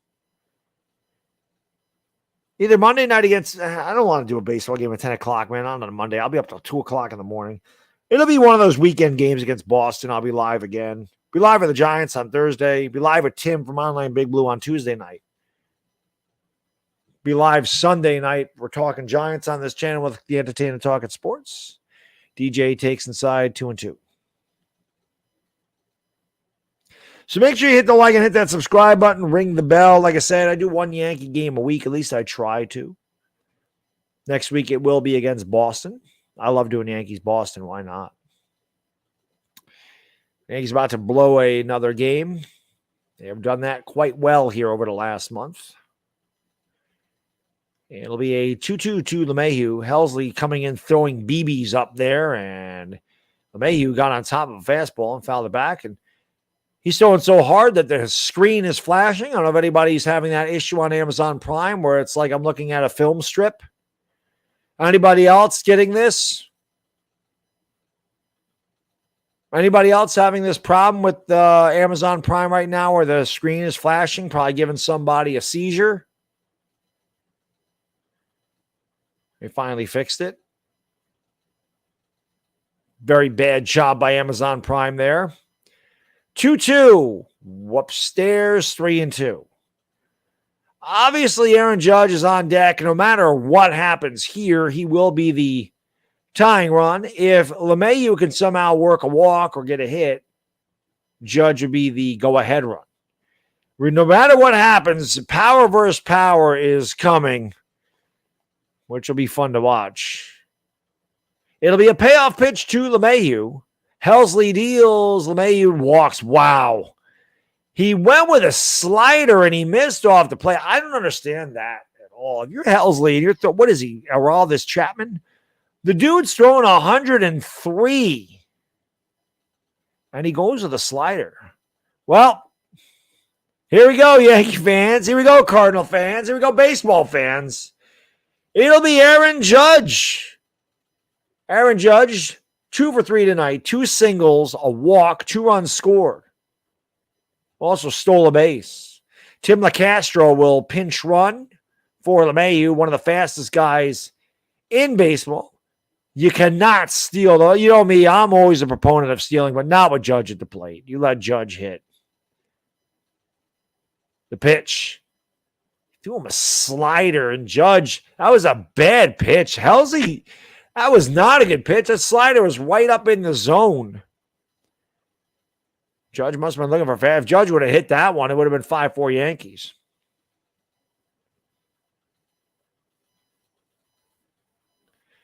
It'll be an 0-1 to the American League MVP. Helsley deals inside. 1-1 on the gun. Count 1-1. High drama here. Busch Stadium. This is what you pay for. This is worth the price of admission. You got a guy throwing 102 miles an hour. You got a guy on pace to break the American League home run record, because I'm pretty sure that nobody's hit more than 61 in the American League. Bonds hit more, McGuire and Sosa, but they all played in the National League. Doing first and LaCastro's back. I'm pretty sure Maris still holds the American League record. If nothing else, he holds the Yankee record. LaCastro looked like he was going. but he's on pace to pass Roger Maris. LeCastro also has some nice jewelry. Shout out to the Yankee ball players with the nice necklaces. It'll be a 1-1 to Judge.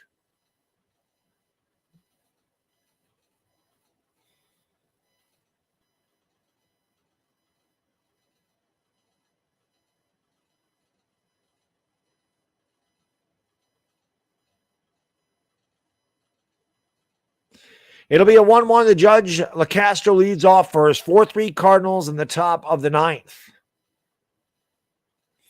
The 1-1. Judge pops it straight up in the air. Out in shallow right field. Making the catch is Edmund Tuaway. Moderators, you got to do a better job with that. The guy that said Judge homered, even if he did, we don't put spoilers in the chat. Maybe I don't have mods in the chat right now. I don't know. But moderators have not been around really. So I don't know. We're going to have to, there's one moderator I'm definitely taking his mod. That is definitely happening. I added Dashy. Dashy's good people. Somebody's definitely losing their mod tonight. And I know who it is. So here is Matt Carpenter. He came 2 feet away from hitting a home run. The Yankees down to their final out.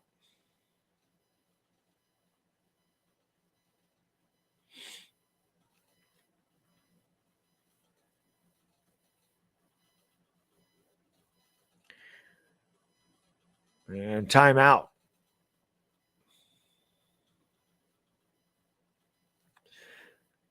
Well, you don't want to make the last out trying to steal a base, but at the same time, if you're LeCastro, you want to get in scoring position. Everybody on their feet at Busch Stadium.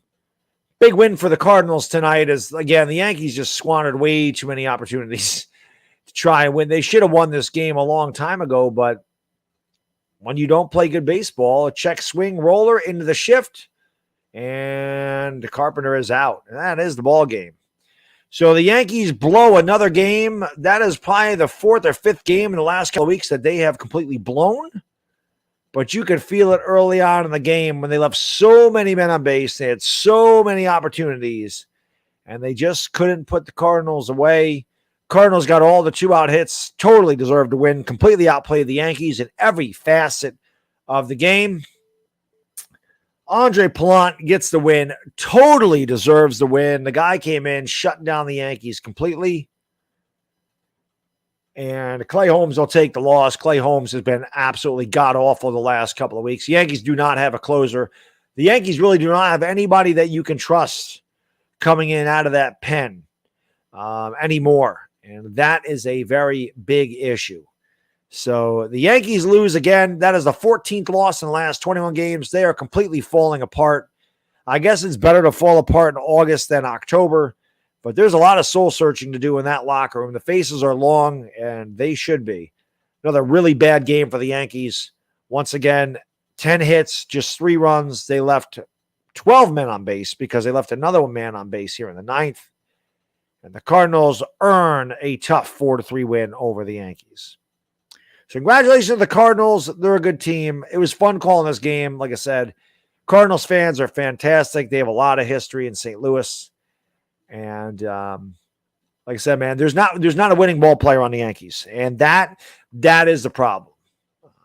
That is a big problem. When you are the New York Yankees and you do not have a leader, and they do not have a leader. Aaron Judge is a great ball player, but is he actually a leader? No. Have the Yankees won anything? No. So do they know how to win? No. And now you are starting to see that noose tighten up. And even though it's only early August, you are starting to watch the Yankees choke. You're starting to watch them shrivel up in big situations. You're watching the bullpen squander lead after lead after lead after lead. This started against Boston when Donaldson kicked the double play ball that would have ended the game. They lost. Then Clay Holmes blew a 3-0 lead against Cincinnati in the 9th. And the Yankees have never been the same since. They've been a bad team since. Beginning of the year, you're getting hits with men on base. You're getting sacrifice flies. You're doing little things to win games.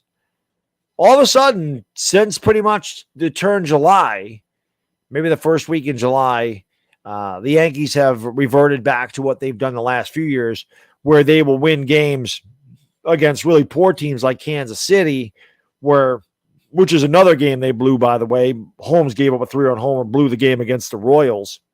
But you can win 3 out of 4 against Kansas City. They're not a good ball. They're not a good ball club. But you start playing teams like Seattle and St. Louis, Houston, whatever. You ain't winning games. You're not winning games leaving 12 men on base against the Cardinals. So that stuff's not happening. The Cardinals are a good team. They're a playoff team, as are the Mariners. And Boston is not a good team, but, that won't be easy. The Yankees leave St. Louis. They go to Seattle. Seattle just took 2 out of 3. I mean, the Yankees, then they play Boston, which Boston's not good, but then they play Tampa Bay and Toronto and the Mets. I mean, you're looking at the end of August here when they play Tampa Bay, Toronto, and the Mets. I mean, the Yankees could easily go 2-6 in that stretch. Then they have Oakland and the Anaheim Angels at the end of the month, and they should be able to beat those teams. Then they have Tampa, Minnesota, Tampa, Boston, Milwaukee, Pittsburgh a couple of times, Boston, Toronto, Baltimore. They finish Texas. The Yankees lose again, and this has become all too familiar. They dropped to 70 and 37. The Astros getting ready to overtake them for the best record in the American League. The Yankees still have a big lead in the division. I don't know what Toronto is doing tonight. Let's take a look. Toronto came into the night 10.5 behind the Yanks.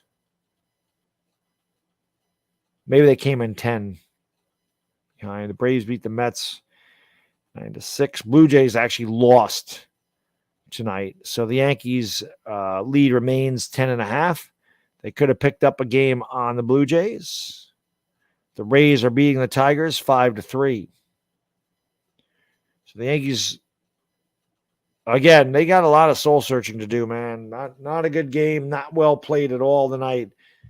And they got to find a way to get hits. So Stanton's got to get back in this lineup. That is definitely something that they're missing, not just because he can hit for power, which we all know. The Yankees don't need guys that can hit for power. The Yankees got a lot of guys that can hit for power. But what it does is it gets Aaron Hicks out of the lineup. Hicks is, I've said for 3 years how useless Aaron Hicks is. He is just a useless trash can. I mean, the guy is garbage. He has no power. He thinks he's faster than he actually is. He's a below-average center fielder, or he's a below-average outfielder. He hits 220. I mean, it's garbage. The guy's garbage. Doesn't belong in a lineup. So that'll get rid of him. And you can move some guys down the lineup. You can hit Torres 5th. You can hit Donaldson 6th. Benintendi 7th. Or, I mean, I would like to see Benintendi get near the top of the lineup. Honestly, I would like to see LeMahieu or Benintendi hit I would like to see Benintendi hit first, to be honest. He walks. He has a high on-base percentage. He can steal base. I'd like to see Benintendi lead off, then Judge, then DJ. I'd rather see LeMahieu hit third. He's your best pure hitter, probably. Or, I mean, if you wanted to split up the righties, you could lead DJ off, then Judge, then Benintendi, then Stanton, Rizzo, and then Donaldson. They also got to get Rizzo back. But that scrub Hicks needs to get out of the lineup.